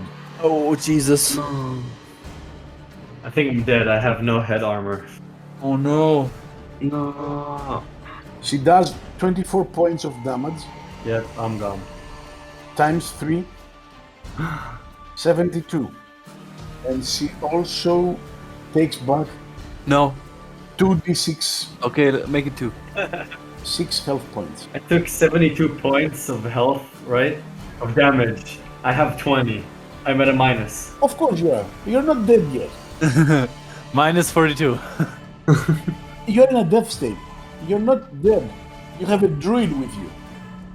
You take a step back to dodge, but as you do, you trip yourself and fall on your back. As you fall back, you hit your head, you lose partly your senses because you do not understand what what has happened so fast. She moves out of invisibility and attacks you, and as she does that, she strikes at your neck. She's jumping all over you, pushes you down, and as she does, she bites you hard on the neck, making a hiss of a sound as your blood goes into her body. As she does that, she takes a good look at the rest of you, and she's standing right on top of Tanner's body, who at the moment is not feeling very well. You need to take a death save. You can use luck. I've got 1 point. Let's go. Say what? You don't take the death save now. You will take it on your turn. It's okay though. If I'm dead, it's fine. You know, it's part of the role playing. You know. Yeah, I know, but you will take it on your turn. It's Amos's turn. Amos's turn, yes. Great. Run! Love it here. Okay. Oh shit. Okay, but she's visible at the moment, right? Because she's on top of him. Yes. Okay, I will put the oil or the flask on my next arrow, and I will try to shoot her again. Not the quick fire. You will apply vampire oil at your arrows. Yes, because I don't know if quickfire is like Thanos has the sword that can light her up, but he's down at the moment, so I think like the oil is a good option. It's the better option at the moment. Okay. Right. Okay, archery, single strike. Okay, well, I do torso. But we will see what happens. Come on, quadruple. Oh shit! No! Fuck my life, okay. This is hard, guys. Fumbled by an 8. Yes. What happens is you are shocked by what happened to Tanner, so you stress your bowstring harder than you should, and as you release the arrow, it came out of the of one side of the bow, but the arrow still goes. So let's hope something happens. Let's fumble. No, she doesn't fumble. She actually quits. Oh god. You miss by a lot. I mean, That doesn't help. the arrow actually falls closer to you than to her. Oh god. Oh god. That is so embarrassing. It takes 1 round, right? What? To do what? To get my bow ready again. Yes, you need to spend 1 round. Yeah, let's forget about the bow for the moment. No, okay, I'm done. Okay, Zignum. Using the ritual of life wouldn't help. It will help. But it takes time for yeah. It still needs 5 rounds to be prepared, I guess. Okay, no, she's still on top of him, right? Yes, she hasn't moved. I will use another cursed illness. You can try to stun her again. Okay, good. Then I will do that. Spellcasting. Oh, Great. you little bitch. Yes, you've got it. She is stunned, actually. So now it would be Tanner's turn to do the death save. Alright, guys. What's your stun save? Now stun is 4. So, up to 4, you're okay. Okay, roll a 4. Did you have any luck? It still would have done anything. It's 5 plus 4 divided by 2, 4.5. Just 4 plus 1 is 5. So it would have been a 5 anyways if I put the 1 luck point that I had left. It's okay, it's fine, guys. It's part of the game. Come on, don't be sad. It's part of the game. Oh, It was an amazing one shot, I have to say. I love the story. guys, I didn't want this to happen. You know that. Yes.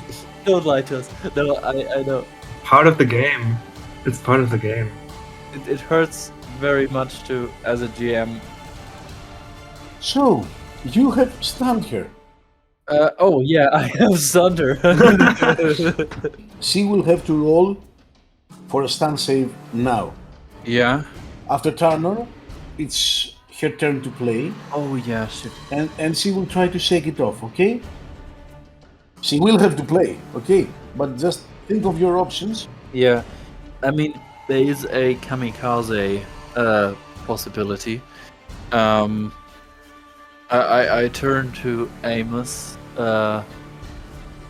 showing him the vial of black blood, and say to him, if I run up to her, drink this and jump on her.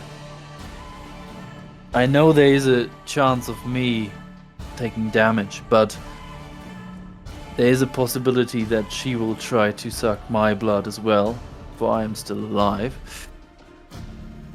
This could hurt her very much too, and you would get another free shot. Is that an option for us? I think Amos would be shaking his head. I don't think that's a good option, but if you decide to do that, I will be ready for it, and I will give you my dagger in case you can try to protect yourself if it fails. I turn around, hug Amos, No. say, Lilith may guide you as she has guided me. As you turn around and hug Amos, telling him that, you get a glimpse of a door that is broken down behind you. And on the wall next to the door, there are two torches hanging, one each side of the door. You see, at first you see a flicker in my eye. On one hand, the flame, and on the other hand, this flicker of, okay, I will go and die. And then I look at closer the torches, and there might still be a fighting chance. Look behind you. And then I walk past him and grab one of the torches. If that's possible, in my round. Yeah, yes. Let me roll for her. So she got one. The motherfucker got a one. That's good. It's the only fumble you want to do in the game. Stun saves. So she's not stunned. That's perfect. That's what I wanted. Exactly that. Great. I said she's not stunned. Yeah, Okay. I know. That's Yeah. exactly what we're planning to have. Now it's Amos's turn. Yeah. Great. I can't use my bow because it's still... Of course, you can't. But I can try to throw the quick fire, and I also have throwing knives, so I will try to throw both, I guess. One... You can throw the first. You can use your extra action to throw the throwing knives. Yeah, okay. That's what I wanted to do. That will go with a -3. Yeah. Quick fire first. You go with athletics for the quickfire. Yeah. I don't have any luck. Woo! 35. She will try to reposition. 1 Yes. and then an 8. So she sees something shining on your part, being thrown to her, and as she tries to reposition herself away from Tanor's body, she trips and falls prone, and she needs to take a stun save, Oh. which she passes. But the main thing is that you got her with the quick fire. That's perfect. That's perfect. You've done that. You can throw the knife at her now Yeah, I will. at -3. Yeah, sure thing. Athletics again, right? Yes, Okay, so 20 minus 3 is 17. she goes with a -2. She will try to dodge. 29, 27. No, you miss. Zignum, So I haven't picked the torch up yet, right? no. Okay, so I would pick it up. Is it possible for me still to run to her then? You cannot split movement, but you can throw it to her if you would like. You can also do the same invocation. You can also try to stun her now. True. Yeah. Then I'll do that again. Come on. 23. Fumble, bitch. 4. How much did you get? 20? 23. Yes, you got it, man. Nice. Okay, good. She is stand again. It's Amos's turn? No, it's her turn. But she has to do a stunt save thingy. She got it. Oh, she got a 10. She's stunned. Oof. She remains stunned. Very good. Very good, very good. Okay. Now it's Amos's turn. I will need this round to fix my bow so we can shoot at her with fire, hopefully. So Amos stays put and takes his time to string the bow again. And now Zignum will Run up to her and set her aflame. do that, please. Here we go. Roll a melee versus a DC of 10. Oh, fuck. I fumbled. You fumbled horribly. It exploded. I think Lilith hates you. No, she does. I can only agree now, Amos. As you try to hit her, you're quite nervous, and your anxiety does not permit you to control your movements. So as you do that, you accidentally hit yourself with the torch in the waist area. You receive 3 points of damage. Okay. But what's good for you is that you didn't hit her. So since you didn't hit her, she's still stand, and with the second attack, which is a 12, you hit her. You only needed a 10. Roll for location. Okay, now I'm nervous. 6, which is a left arm. She receives 1 point of damage. And now, Now the D100. yes, now the D100. Yes, she is on fire.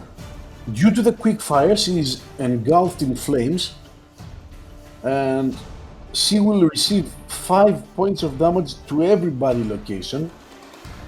Oh. Now, the thing is that armor soaks that kind of damage, but she's susceptible to fire, so we go with double damage, so it's 10 per location. She's got an armor of 10, motherfucker. So it equals itself out. There's the ablation too. Every turn, fire does 1 point of damage. So she receives 4 points of damage. And you have an extra action. She is not stunned at the moment, but she is in flames. You can spend 3 points of stamina to do something at -3. Okay, I can actually just use the spell again. To stun her once more. So it would mean 7 points of stamina lost. 4 for the spell and 3 because it's an extra action. Oh yeah, okay then. 4, then I have 7 left. Yes, and you roll with a -3. Okay, but that will work for me. Spell casting 15. Ooh. So yeah, you try to do that again, but it's not working. It's her turn. What she does is she falls to the ground and tries to put out the fire. She will need 1 turn to do that. So for this turn, she will still receive damage from it. So now it's Amos's turn. Okay. There's still 1 torch left, right? Correct. So I could make flammable arrows or like fire arrows, right? One of your best chances could be if Amos moves close to the torch, and before he shoots an arrow, he could light it on fire and then shoot it at the Bruxa. Yeah, I will do that. 18. She's on the ground, so I would guess she's prone. She got a 10. Oh, that doesn't look good for us. Let's say that as she was rolling to put the fire out, she dodged the arrow. Now, Zignum can play again. Well, I still just have the torch, right? Then I will just do another fast strikes. 11 and 10 are shit. You cannot hit her because she's moving frantically. Okay. Now, before she puts the fire out, she will receive 12 points of damage. That's good. That's quite decent, yes. But now she's not on fire. She loses her action in order to stand up. I will try to shoot an arrow again. Come on. With fire, of course, so 23. She's in melee with Zignum, so -1. Okay, you hit her, yes, you do that. Oh god. Target location, right? Yes. 4. It's 3d6 plus 3. 9. 9 means that you do 1 point of damage at her torso, but what's good for you is that you have to roll Oh, a D100. a d100, yes. 39. And she's on fire. Great. Zignum, now it's your turn. Same shit again. If I use a strong strike, the strong strike is I can't. No, what does a strong strike have as a disadvantage again? But it goes with a -3. Oh yeah, okay, I'll do that. No, it's a fumble. What's going on, man? You've been fumbling hard. I mean, Yeah. It's karma for everything. splinters are thrown left and right because you did not hit her, but you hit the ground. It's still a club on fire in your hand. Okay. Now, interestingly enough, she will receive 16 points of damage. If she didn't have armor, she could be already dead, you know. Because if she didn't have armor, she would go for 10 times 3 for the head, 10 for the torso, and 5 for each limb. Damn. Because she takes double damage from fire. Mm-hmm. She is on the ground once more, trying to roll and put the fire out. Amos, Yeah, let's do this again. Quadruple critical, please. The crit would really help us now. 28. Okay, but a 28 is also perfect. come on. It's a 10. It's a 10, yes. Oh shit. Nice. No, that's not nice. Yeah, nice. 33. It's the whole momentum of your movement going frantically left and right, rolling to put the fire out that actually does not give you a good shot, Amos. And so, although you were sure that you wouldn't hit her, you don't. So now it's Zignum's turn once more. Yeah, a strong strike club thing. I can't really rip the armor from her, right? That she has. Each turn, fire lessens her armor, so she's now -3 of what she had. Okay, strong strike again. 10 plus 4, 14, 22, -3 from the strong strike, 19. Come on, bitch, fumble, bitch. 27. Yeah, that's perfect. Still not able to do it. Yeah. Okay, so now she's standing up. She has put the fire out. She tries to disappear again. You will need to do awareness checks. 15. Mm-mm. Humble. So she disappears in front of your eyes. Zignum, in your mind, you listen to her voice saying, "Don't you see what happened to your friend? Do you want to waste your lives like he did? Why don't you just go away and leave me be?" Okay. I still have the black blood with me. Signum turns to Amos, looks at him, and what he says is this. Amos, there's one thing I have never fulfilled, something you have to do for me, for I will end here. Find the bard Pavel and tell him that his wife Julia is still alive.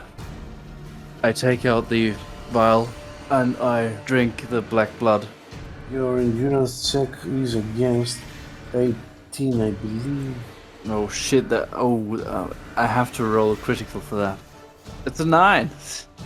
Shit. Damn. As you quaff the potion, you understand that it's something so inappropriate for humans.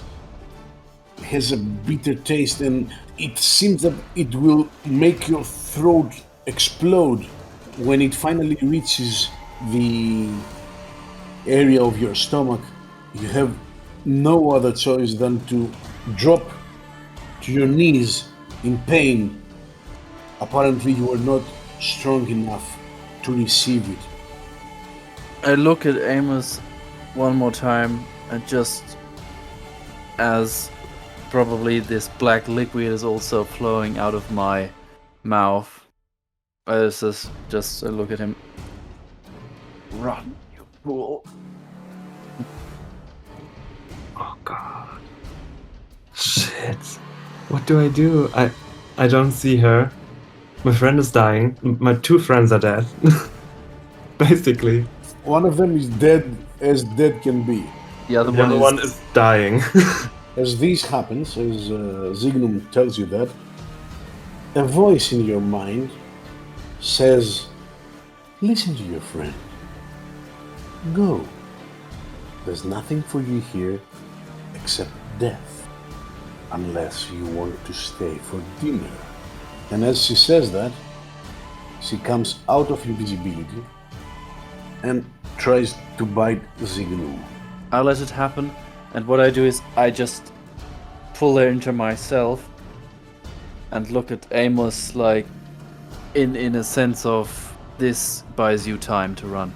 You can willingly let her do it. Yeah, no, I think I will do it as a buying time for Amos. Yeah, I will leap, I will run. I will honor his last wish to deliver the message. Then grapple her. Why not? 17.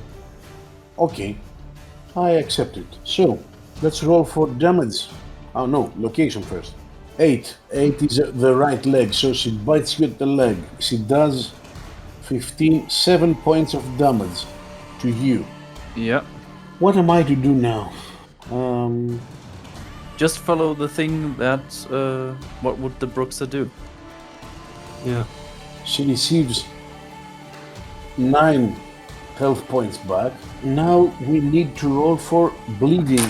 Yes, that's also a D100. She's got 75% chance. Ooh, that's a lot. Oh, 27. So now you're bleeding too. That's good.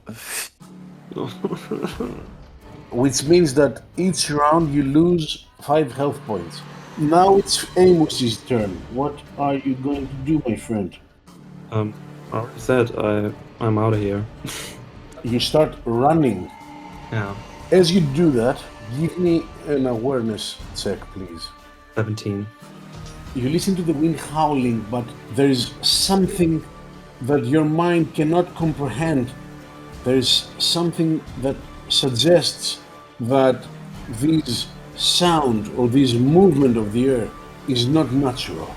This makes you pause for a bit, and you turn around to see your friend, who at the moment is in the hands of this beast that is feasting on him. As you look behind, out of nothingness, a black-clad figure appears, grabs the Braxa by the neck, forces her away from Zignum, throwing her against the ground with so much force, it literally takes your breath away. Zignum, it's your time to make an endurance check. Yes, 16. Great, you are no longer poisoned. Oh god. And you could also try to apply a first aid on yourself to stop the bleeding, but at a -3. That's the 15. Okay, you did that. As you see this happening, as you feel the air changing around you, swirling, you feel a momentum taking away the beast from you. You just clench your teeth and you find the strength to rip some parts of your robes in order to band-aid your leg, which was bleeding quite heavily. You have done an exceptionally good job, so at least for the moment, the blood has stopped. What you see in front of you, though, is something amazing. The Braxa is thrown on the ground, and upon her, you can understand that this is Regis, but he doesn't have the appearance you saw at his establishment. Yeah. His claws are bigger, his teeth are bigger, and he's slashing at the Braxa with such a menace that the monster that previously dominated you is now lying on the ground, pitiful, and it seems that she has accepted her fate because she shows no sign of resistance at all. He takes a step back, and as the Braxa is bleeding, she is in such a hideous form at the moment, he turns around and says, "Can you walk?" I can try. For now, I should be able to walk for a while at least. Then leave and meet me back at my place in Dillingen. See you there. I just hobble off. I come back running and help him. And as he turns around, you listen to him saying, "You have feasted for the last time. Now meet your end." As he says that, buries his hand in her chest. You can see his claws from the other side, all bloodied, all wet. And as the Braxa leaves her last breath, he pulls it out again, and she drops dead in front of him. Then turns around and takes a look at Tanner, goes closer to him and picks up the body. As you walk away, you see Regis moving faster than anything you've ever seen. It's like he's not walking or running, he's blinking from one point to the next. I think I would just hobble toward to back to Regis. I don't have anything I would do. Yeah, I would help him. I think what would really happen after this experience would be that as Amos is helping me out the cemetery, and I look back and see as Regis has killed the Braxa, I just fall to my knees again, and first of all vomit to the ground, and then I start sobbing. At first, just not really noticeable, but then the sobbing starts to become crying in the way of screaming, and I look up at the sky and Pavel, I am sorry, but I never enlightened you what happened. I carry this burden with me and it follows me everywhere. Please forgive me. I will find you. And I will make everything right. For you. And for myself.